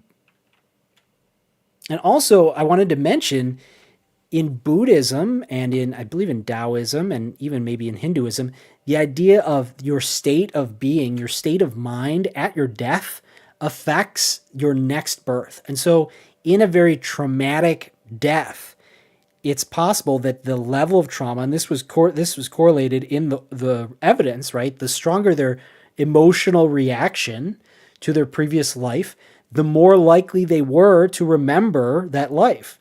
And so the very fact that they died in this traumatic way allowed or caused them to remember it in their next life, and thus, hopefully being able to process it and deal with it in a quick manner. But so those people who don't die in a horrible way, or maybe in a more of a way that God planned on, they don't remember their past life because they don't have to. And there's many examples where this was interfering with the lives, especially these children. Like in the case of James, he was, he was screaming every night.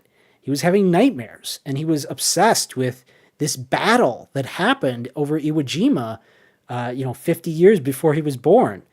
And so it was distracting him from his life, but he had to get over it. So I think it does have something to do with the emotional state and the circumstance. And so that is why we find the evidence is violent and unnatural deaths. Because again, the evidence shows that these are the kinds of deaths, the emotional deaths, that have the memories.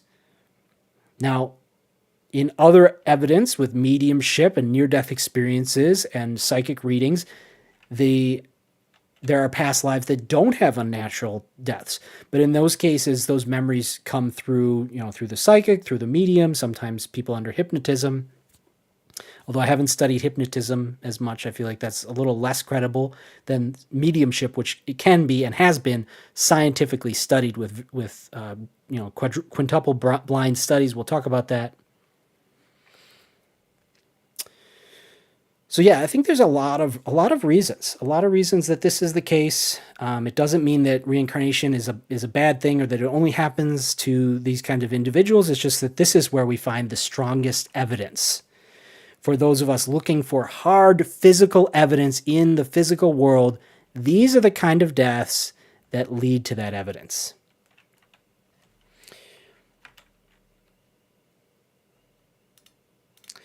So, for the skeptics, they might say these cases come from cultures that believe in reincarnation, a lot of these birthmark cases. But actually, the United States had the most reported cases, 324, more than India or Burma. Tucker showed no correlation between the case strength and the family belief in reincarnation, as we mentioned earlier. As was the case in James Leininger's family and Ryan Hammons' family, they had no prior belief or even exposure to reincarnation. The Journey of American Medical Association, the JAMA, reviewed Stevenson's work in 1975 and said the evidence was, quote, difficult to explain on any other grounds.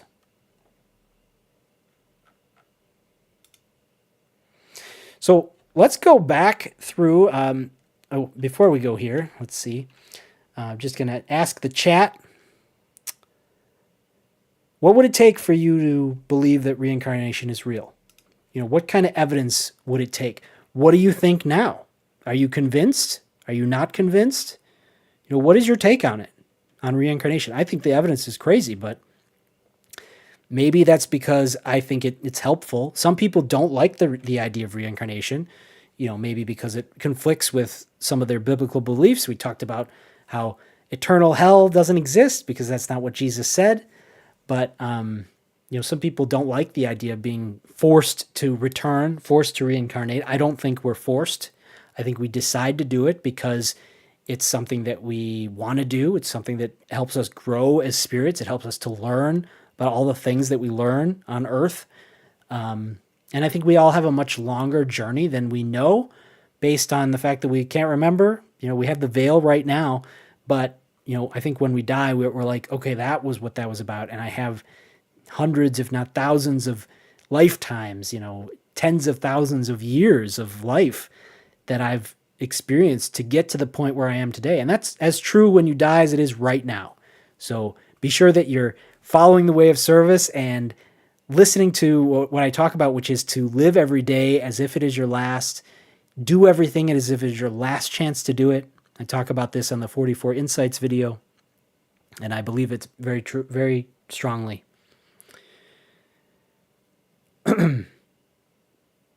So let's see. Matthew said synchronicity. Which synchronicity are you referring to, Matthew?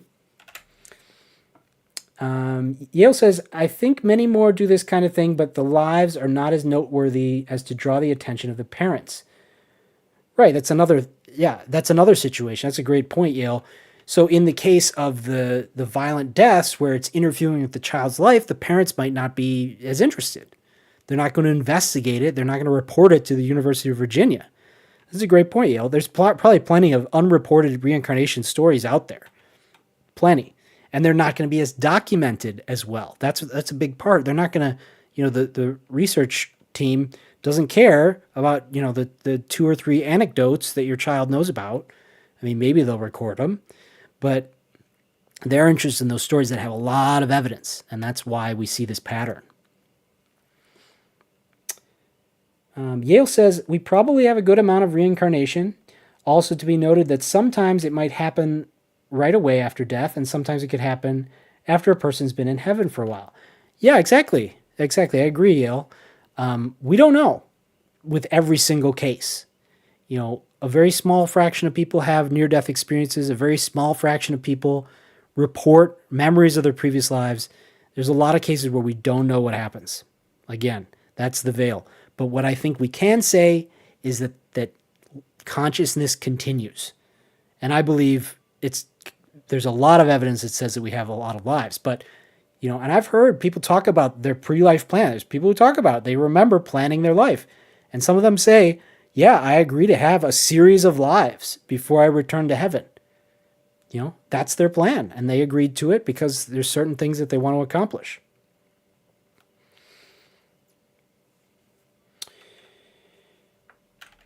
Yale says there are some families that are more in tune, so maybe those families are more prone to quick reincarnation. Yeah, I don't know. I wonder. I feel like I'd rather not reincarnate quickly. I feel like I need a vacation after this life, okay? I'm planning on taking a vacation. I'm going to go to the astral beach paradise of Floston City or whatever it is. That's a Fifth Element reference for those of you who caught that one.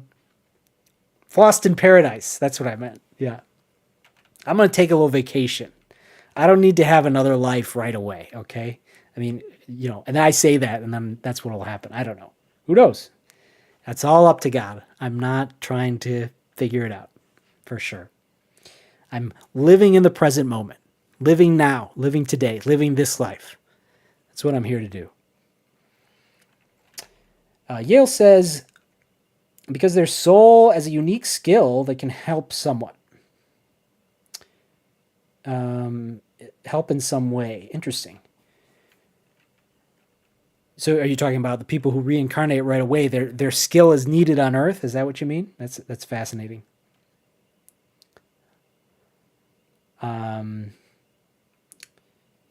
Susan asks, why do some remember while others don't remember? Yeah, that's one of the big questions. And I think most people don't remember because it's somewhat dysfunctional to remember.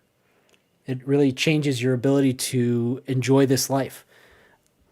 I think that it's mostly people who had a violent death and need to remember to process it.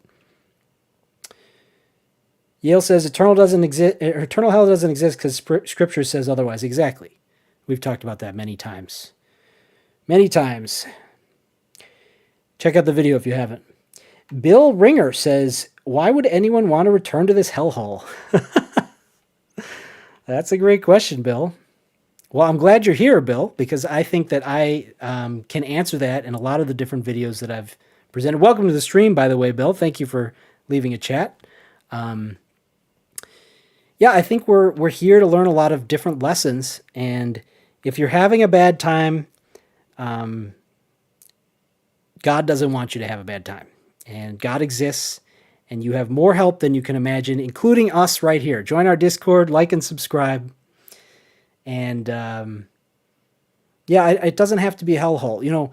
You create your own reality in a lot of ways. And in a lot of ways, some people have really difficult and bad lives. And from what I've studied and understand while we're on this topic of reincarnation, is that those lives serve a greater purpose, both for that individual and for all the people and spirits that they interact with. So if you're having a bad time, that makes your ability to do good, or your willingness to do good, to follow the way of service, which is what I argue for on this channel, that much more powerful. And I believe that if you do follow the way of service, if you focus on how you can help others, your life will immediately start turning around. Because that is God's will for you. That is what Jesus taught as well. But yeah, why would anyone want to return? Yeah, I mean, like I said, I need a vacation after this. I definitely think I need a vacation from Earth if I can get one, maybe a couple 100 years on some beach paradise. And maybe I'll get bored after 3 months. Who knows? But yeah, that's a deep question, Bill. That is a deep question. I think a lot of people feel that way. A lot of people are not happy. Definitely would say the same thing when faced with this question of reincarnation. But yeah, is that answer helpful for you, Bill? Do you agree? Do you disagree? I'm curious to hear what you have to say. Yale says, if they do remember, it must be for some reason, but we may not be able to understand why exactly. Yeah, I agree. Because we are behind the veil, we really don't know. Again, we're just trying to figure out if afterlife even exists. And as I said, reincarnation is just has the strongest evidence for it, but I think there's plenty of other forms of afterlife that have proof. It's just that reincarnation has the most proof just because of the nature of what it is, because it leaves behind two different lives that can be correlated, that have physical evidence, and so we see a lot of reincarnation. There's probably plenty of people who don't come back to Earth, and they go on to another realm, another place. Maybe they spend a long time in heaven. Maybe they stay with God forever. That's what Yogananda describes. That's what Jesus describes. So actually, I'll say that, Bill. The ultimate goal, I think, is to not come back. There is, of course, a lot of the saints. I know that the Buddhists believe this, that the people who do ascend beyond the earth want to come back to help others ascend. And so that is the way of service, right? To reincarnate on earth, even though it kind of sucks, and to help others to reach that place. And I hope that that's what I'm doing with this work. I want to do that. I also think that we need to learn, or I believe this comes from some of my more Taoist leanings, my Zen Buddhist leanings, that we can learn to love this place and this time and this present moment. And that's part of the lesson as well.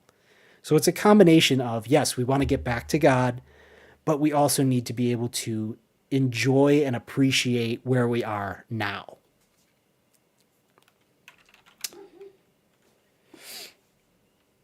So I just saw Bill's comment. He says, I'm actually a very happy person. Can't figure out why somebody would want to come back. Legit. And I think, hopefully I just explained one legitimate reason why. To come back and help others get out. I mean, I think that's a lot of saints talk about that. Matthew says, I know my mother encouraged me to talk to my grandmother's picture. My siblings would always tell me I was just imagining things, so maybe we don't remember because we tell the kids it was a dream. Yeah, I mean, how many examples of reincarnation stories were dismissed by the parents? I mean, in all the cases where there's all this evidence, it's because the parents took the child really seriously. How many were just dismissed? I mean, I guarantee you thousands. Matthew says, if when you reincarnate as a helper for others, we likely can enjoy this hellhole a bit better. Exactly.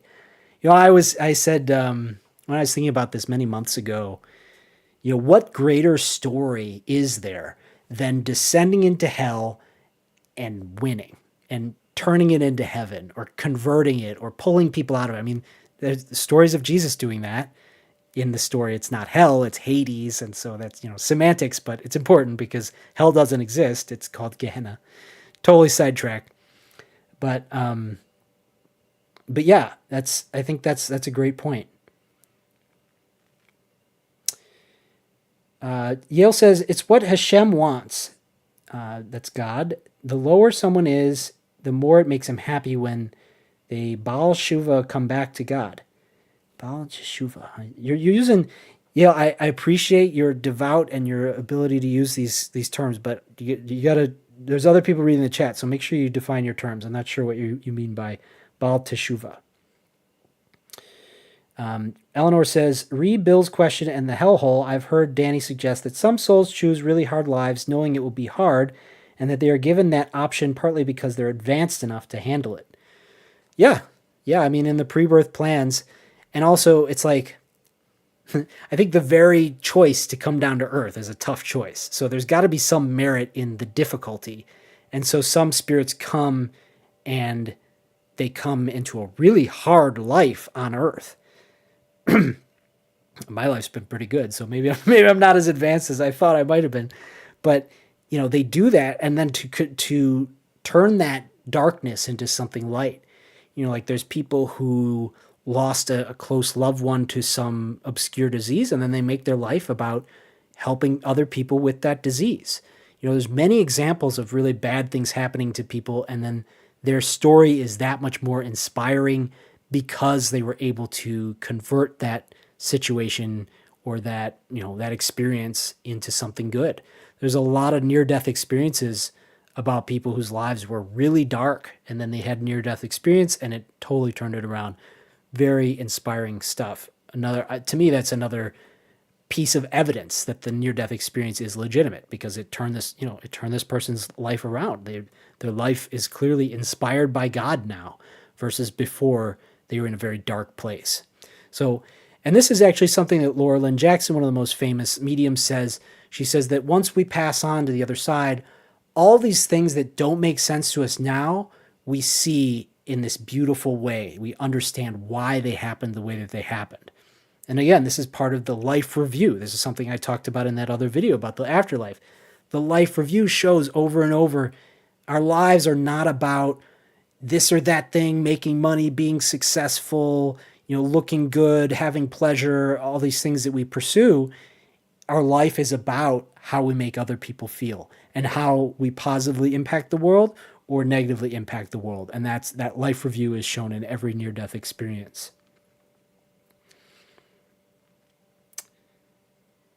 Yale says it skipped my chats again. Yeah, I don't know. I mean, so you can see what I can see right there, okay? So if your chat's not showing up, let me know. Just keep trying. We'll force YouTube to let us talk.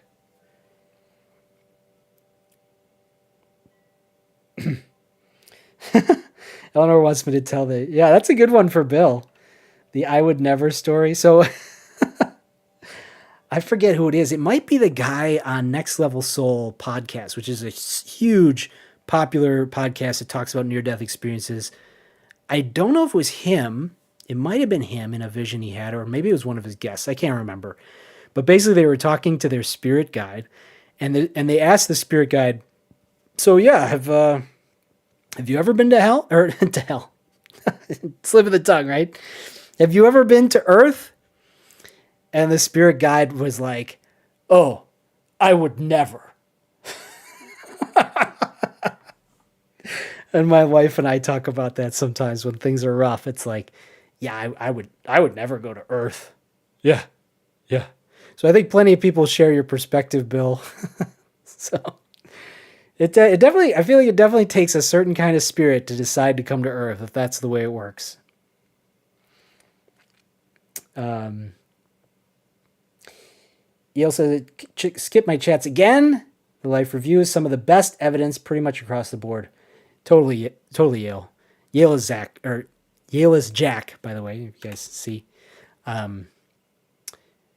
Yeah, the life review, I mean, that's what made me start the Way of Service. I was like, oh shit, if this is the way life works, I better be doing what I can to help the world. It's not about me. It's not about my fears or my things holding me back or, holding on to what makes me feel safe and secure. It's about what can I do to improve the world? And I was like, I need to talk about ideas. This is what I've been doing my whole life. And this is my best attempt to help the world is with the Way of Service. So like and subscribe and help me spread the word. Eleanor says, on the topic of understanding things finally, when we pass to the other side, our daughter asked me recently about how her younger brother could have a birthday earlier in the year, but he is younger than her. I remember being mystified by the same thing with my sister's birthdays a week apart, mine earlier, and I was totally mystified. Yeah. I mean, that's a good example. The way that we don't understand things when we're children is the same way that we don't understand things while we're here on Earth behind the veil. And when we pass away and we have a much greater perspective on all of creation, a much closer relationship to God, or at least closer understanding to God, then we can see why all these things are the way that they are. And then we can decide maybe we don't feel like coming back to Earth, or maybe we do. I don't know. Eleanor says, and now it makes perfect sense as an adult.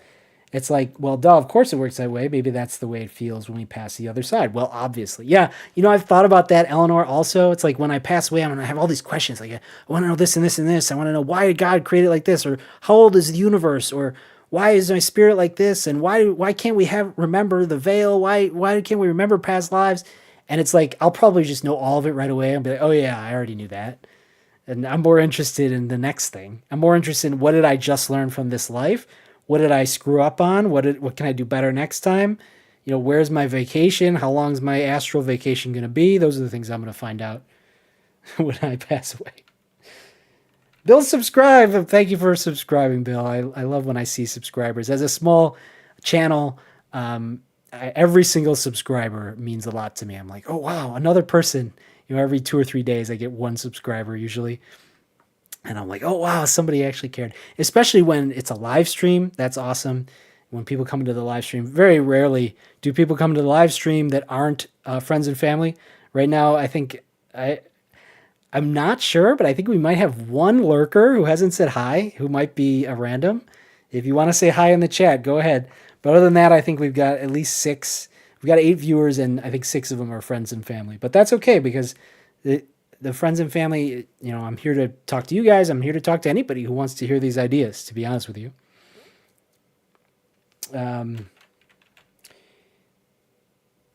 Matthew says, we get so excited when a baby is coming to our family. We have a party. I imagine the same party happens when someone passes.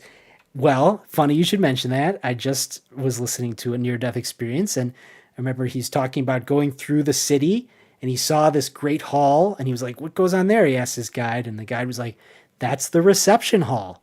That's where we throw the party when people pass away. He's like, oh, are we going there? He's like, no, you're going back. But yes, I think that there's a big party in heaven when we get there. Eleanor says, I think that I'll also think and feel, wow, that was pretty stupid worrying about all that mundane stuff all the time. Right, so don't do it. That's the whole point of my channel. The whole point of my channel is, this is the way that life works. Okay, this is what the evidence says, right? Follow the evidence.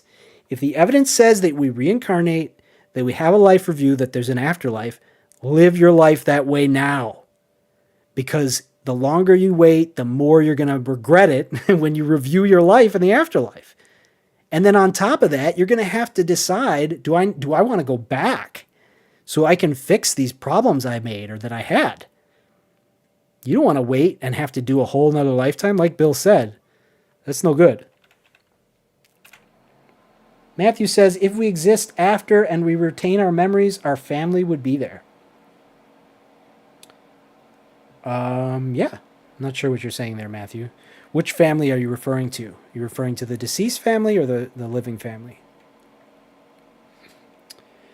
All right. Well, we're almost at the 2-hour mark. I did have some more slides. I only have a few more slides, so I think we should just go through them, especially because we have a lot of viewers. All right, so let's review the reincarnation evidence. This is from last week. Jesus said that John is Elijah. Again, if you will receive it. Elijah lived by the sword, and John died by the sword. In Jeremiah chapter 1, verse 5, God says, before I formed thee in the belly, I knew thee. It's a very clear statement of the soul existing prior to birth. In John chapter 9, verse 1, the disciples asked Jesus about a man and if he had sinned before birth, a man who was born blind. They asked him, Jesus, did he sin before he was born? Or was it his parents? And Jesus said, no, this was God's will. But they asked based on the premise that he could sin before he was born. Job says, naked did I come out of my mother's womb, and naked shall I return there. Talking about returning to the womb. And then, of course, Origen, one of the early church fathers, argued for reincarnation, but he was declared a heretic by the Roman emperor, not the Pope. In fact, the Roman Emperor Justinian imprisoned the Pope for 8 years to get him to agree to denounce Origen. That's what we talked about last week. What do we talk about this week? Children spontaneously recalling past lives, knowing impossible details. Emotional issues that were resolved by the rediscovery of a past life. This happens with adults also. Incredible findings like xenoglossy, where individuals could speak languages that were not spoken at home. Other skills like fighter pilot knowledge in the case of James at the beginning of the stream. The birthmark correspondence, that's the most physical and direct evidence of this correspondence between the previous life and the current life, or the next life. And then 20% of these people have memories between lives, that is, memories of heaven. Very powerful evidence. In addition to this, as we spoke about before, there's apparitions, near-death experiences, deathbed descriptions, possession, mediumship, and dreams on top of that evidence. There's also evidence that I've found in other things, such as reports from spiritually enlightened beings like saints, like Paramahansa Yogananda, reports in other sacred texts, not just in the Bible, but also in the Bhagavad Gita and the scriptures of the Buddha. I've had my own experiences with visions, dreams, and messages from the deceased. So that's my personal experience. That is more evidence for me.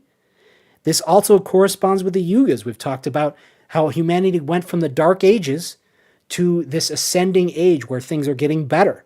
And so in the very darkest age, Justinian imprisoned the Pope at 500 AD. This is universally seen, or not universally, but you can see the Roman Empire collapsed.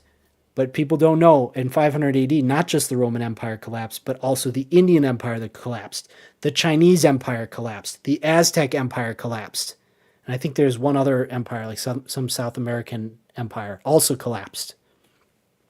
This was the bottom of humanity's consciousness, and things were in the worst place. Nobody knew anything about these matters of reincarnation. We are only just now starting to ascend out of that period.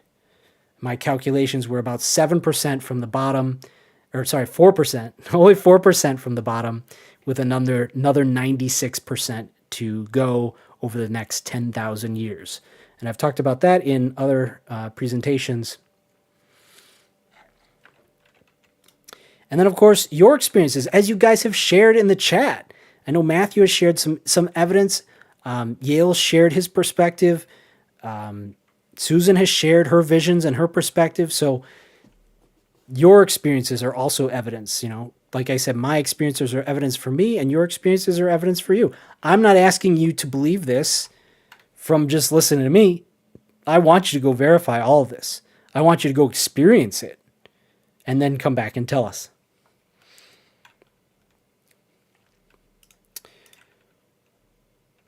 Let's see what you guys have to say.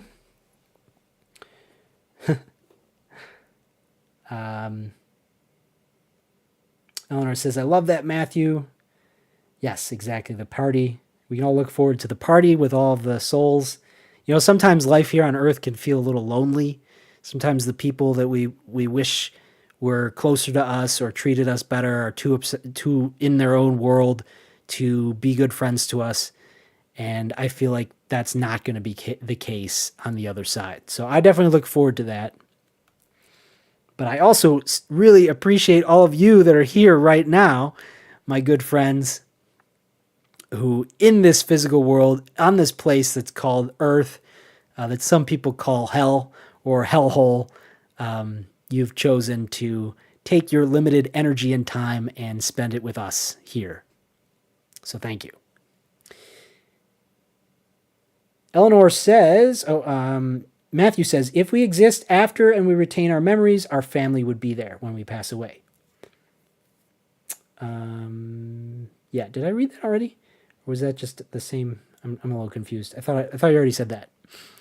Eleanor said, if you would have to do a whole nother lifetime and a whole 20 plus years of more of getting to the same place, the place of maybe I should stop wasting my life worrying about the wrong things. Right. Yeah, that's what I'm saying. Yeah. So you're agreeing with me. Exactly. Don't want to get to that point. You don't want to have to go live another lifetime and then get to the same place you are today and be like, okay, am I going to do the right thing this time? Right? Because it's going to be just as hard, maybe a little bit easier, depending on your perspective next time. But it's basically the same situation. So are you going to do it this time, or are you going to live a third lifetime after that? You know? And, you know, since we exist for eternity, according to this theory, maybe a lifetime's not that bad. But I think it's you know, it feels pretty long. Feels pretty long. Eleanor says, being 4% in the ascending age sounds not so bad. I wonder what the highest beings feel about being at the pinnacle of Satya Yuga, knowing it's all going downhill from there. Yeah, I don't think they had a good time about it, to be honest with you. And there's some evidence that there were some cataclysms that might have occurred shortly after the height of humanity in whatever it is, 12,000 BC. There's some archaeological evidence of maybe like an asteroid hitting the planet or something. But yeah, I can imagine it's a bad time. And funny enough, the fact that we're in the Dwapara Yuga is a result, you know, current Indian philosophy about the Yugas say that we're in the Dark Ages for another 250,000 years. But Suryukteswar, who has this alternative Yuga theory, which fits the data of the precession of the equinoxes 50 times better than the current data, you know, just a little piece of evidence. He says it's because back at the end of the previous Dwapara Yuga, the age before the Dark Ages, right before the Dark Ages, the record keepers realized that they were entering the Dark Ages, but they didn't want to report it. They didn't want to be like, hey, king, just so you know, this is the first year of the Dark Ages. And so they were like, it's still Dwapara Yuga. And so they fudged it and they changed it. And then later they changed it to cosmic years and it got all screwed up. Exactly what you would think would happen in the Dark Ages. But it's funny, the people who were entering the Dark Ages, they were descending. They did not want to admit it. And this is all actually in the Yugas book as well, talking about how in the descending phase of the cycle, humanity was desperately clinging to its spiritual knowledge. And that's why every culture around the planet was obsessed with religion. And now we're interested in technology, which is not religion. And so you can see how a people who used to be super close to God and able to just pray for anything to appear would try to hold on to that. You can see that in the Vedas. I've talked about this on other presentations. I'm not going to try to re-explain it here, but it definitely fits perfectly with the theory. It's a fascinating theory. I'd love to keep talking about it. But I mean, I don't know. I guess we still got 7 viewers and I could keep going. So I don't know. I'd have to pull up all my old notes and find the Yuga presentation. I don't know. I think I have a picture of the Yugas from the previous presentation. Let's see here. Make this work.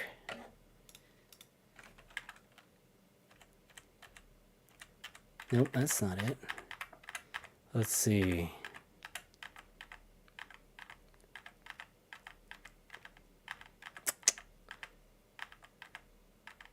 Oh man, I thought I had it. Oh, you know what? I had it. Didn't have in the presentation. Well, all right. Well, since I talked about it, I better Google it. Oh man, I've had flux on this whole time. Okay. All right. Here we go.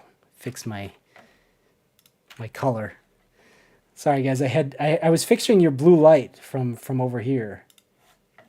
All right, let's look up the Yugas since we're talking about it. Yukteswar. Here we go. Oh, it's not quite over. Here we go.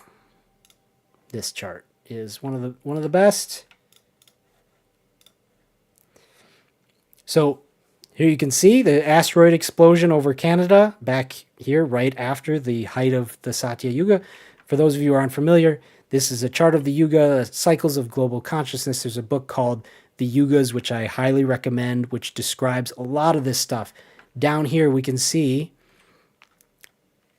at 500 AD, this is the darkest time. Oh, this chart doesn't have the collapse of all those empires that I was just talking about. Maybe I can just put it in the search bar.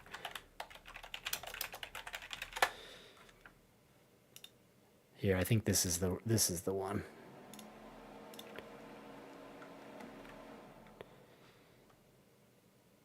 Oh no, this is just the Roman Empire.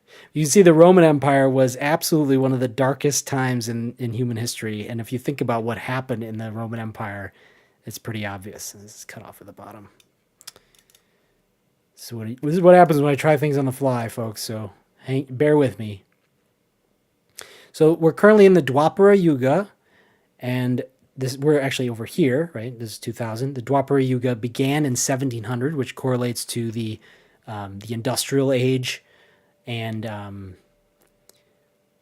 there's a lot of things that correspond. And then in 1900 was the end of the Twilight period, and so the Dwapara Yuga is the energy age, is another way of putting it. It's the Bronze Age, the energy age, whereas the Kali Yuga is the Dark Age, the Iron Age, the Material Age, the time in which people only understand the physical nature of reality.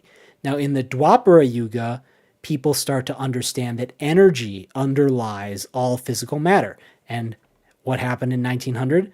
Einstein published the equation E equals mc squared, which has changed our world in every single way. Let's see, what else can I tell you guys on the fly about the Yugas? A lot of you guys are familiar with them. I want to find that chart of the collapse of the empires. I don't know if I'm going to, though. Well, that doesn't work. Thanks, Reddit. Come on. Come on, Reddit.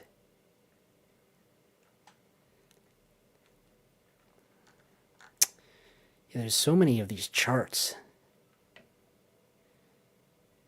Is this it? No, probably not. I don't know if I'm going to find it.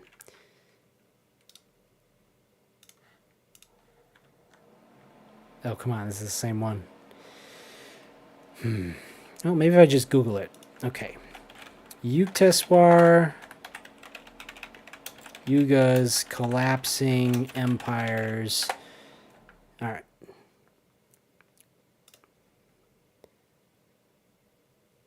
Bottom, approximately 500. Oh, yeah, here we go. The bottom, the lowest point of the Kali Yuga saw the destruction of major civilizations in India, China, and the West. And they don't even mention the ones in South America and in Central America, which also collapsed. And then in the ascending Dwapara Yuga, 1700 to present, oppressive systems fall. I think we're seeing that today with a lot of the things that are coming out. I talked about this when I covered the files. So, yeah, there's a lot there. And, it's amazing how this theory of the Yugas, let's see if I can put it on the screen so you guys can see it better. This theory of the Yugas really fits in with all the stuff that I talk about on this channel. It corresponds directly with why we're seeing what we're seeing now. It corresponds with why we're learning the things that we're learning that in some ways should be obvious about the way that we exist. But if we only have 4% consciousness, it makes sense that we don't know the most basic things about existence, like that there is an afterlife or that we are spiritual beings having a human experience. I think these things will become more obvious over the next few hundred years, if not the next few decades. We'll see. Right now we're living through the ascension of AI. What is that going to mean for humanity? Some people think that we're not going to have an economy in 2 years, but that could be a good thing. Maybe human beings won't have to work for money all the time. We won't be so focused on money because our basic needs will be taken care of. The price of everything will go down. And we'll be able to focus on spiritual pursuits or art or the way of service. I think that's what it's about. That's why I started the way of service. Eleanor says, would the cataclysm sync up within the twin star rotation position of the Earth at Satya Yuga? Well, that is the theory. In the autobiography of a yogi, Yukteswar teaches Paramahansa Yogananda that astrology has a profound impact on our lives. And most people, there's a great quote. While I'm Googling things, we'll just find Yukteswar's quote on astrology. He has a great quote in the book.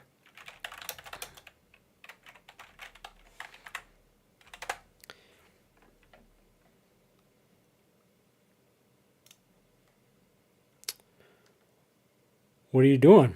Come on, Google, do a better job. Wise man defeats his planets.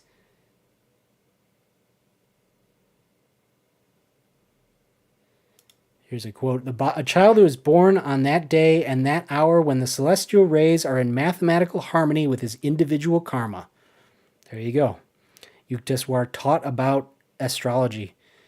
And then what was his quote about disrepute of astrology?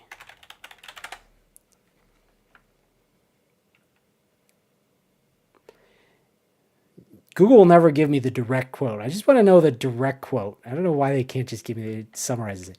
But basically, this is what he said. He explained that the current state of disrepute surrounding astrology is due to its misuse and lack of deep understanding by its practitioners. Exactly. We're dealing with practitioners who don't really understand astrology. They're using half-truths and they're presenting them as whole truths. But someone who is as spiritually adept as Yukteswar was understood that astrology corresponds perfectly with what happens on Earth. And so it could be no other way than for what happens on Earth to correspond directly with the Yuga cycle, which is based on the position of our solar system in relation to the galactic center, as Yukteswar describes.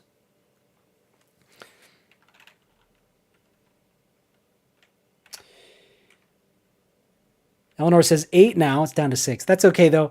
As my mom said, she said tonight was going to be a great night. I think this is one of the best streams, or at least it's one of the most successful streams. So thank you, Mom. She actually prayed with me over the channel earlier today, and I see it already taking an effect. So thank you.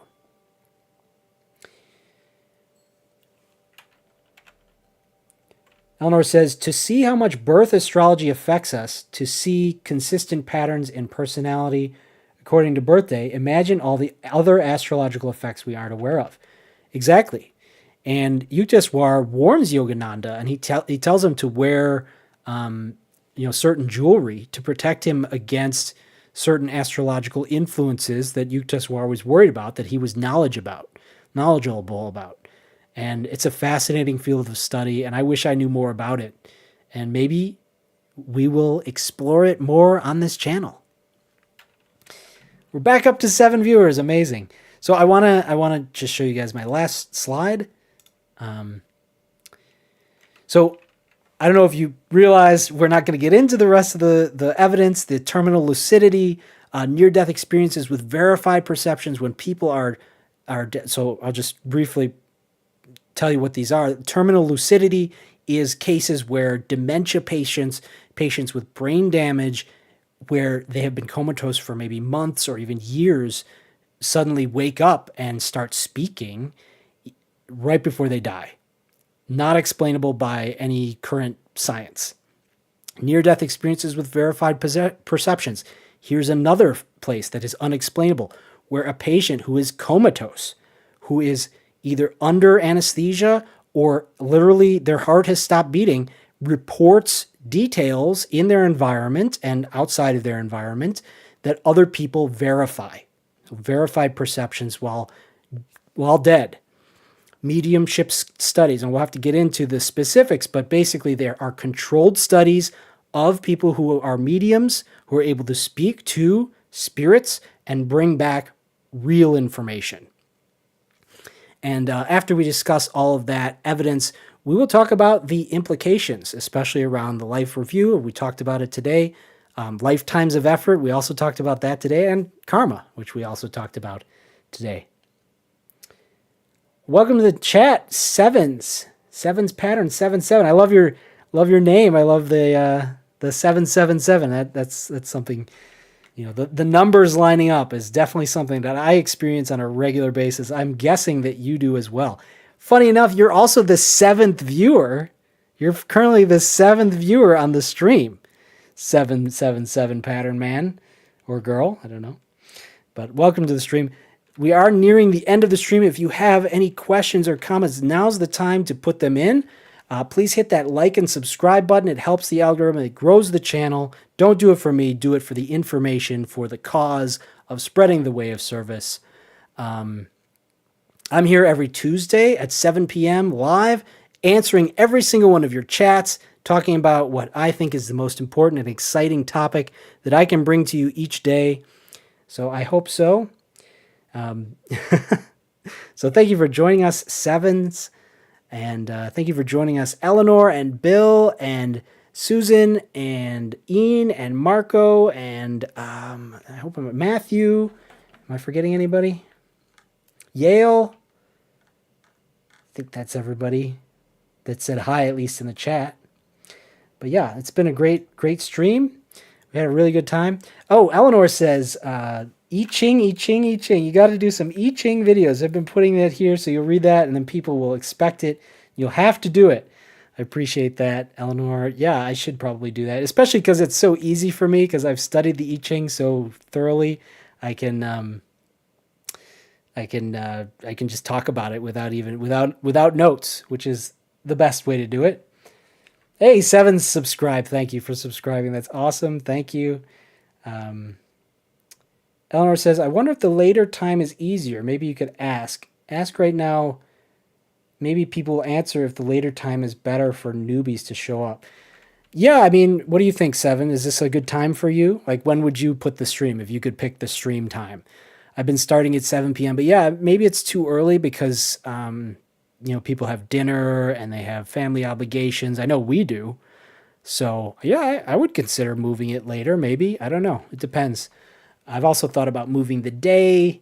Seems like Wednesday is more popular. I finally got YouTube finally told me like when my viewers are online, like last week. So I've been doing YouTube for 13 months and YouTube was like, yeah, you just don't have enough viewers for us to tell you when they're online. So finally I have enough viewers for YouTube to be like, okay, this is when your people are online. So maybe I should make it for when people like to come online. Sevens, you've got a YouTube. Yeah, I'll definitely subscribe to your YouTube for sure. Yeah, for sure. All right. You know, I'll do it right now. How about that? I'll do it right now, Sevens. Let's see. Go to YouTube. Yeah, find Sevens. Pattern 77. Didn't come up. Come on, man. Oh, I missed the N. Maybe that's why. There we go. Boom. Subscribed. There you go. I belled you too, buddy. Look, you got 126 subscribers. Cool.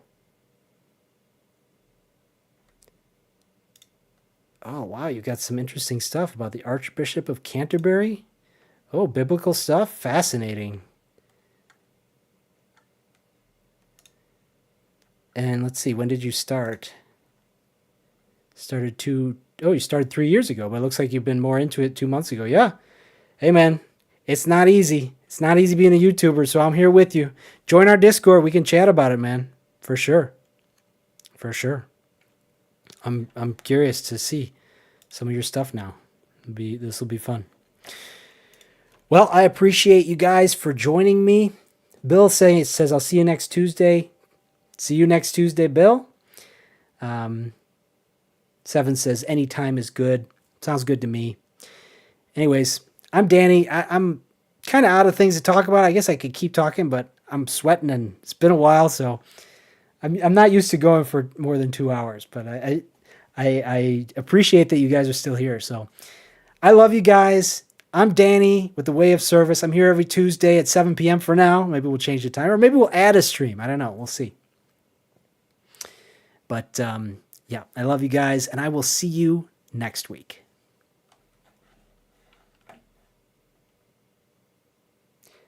Oh, before I go, so Sevens, just so you know, I don't have a link. I don't know. People have been trying to put things in the chat tonight, and it hasn't worked. So I don't know why that is, but if you want to send me an email at Daniel@WayOfService, I can check it out. Here's my email. You can send me a message on the website, WayOfService.com, or you can join our Discord. A lot of different ways to get in touch with me, and send me that link because it didn't show up in the chat. I don't know, man.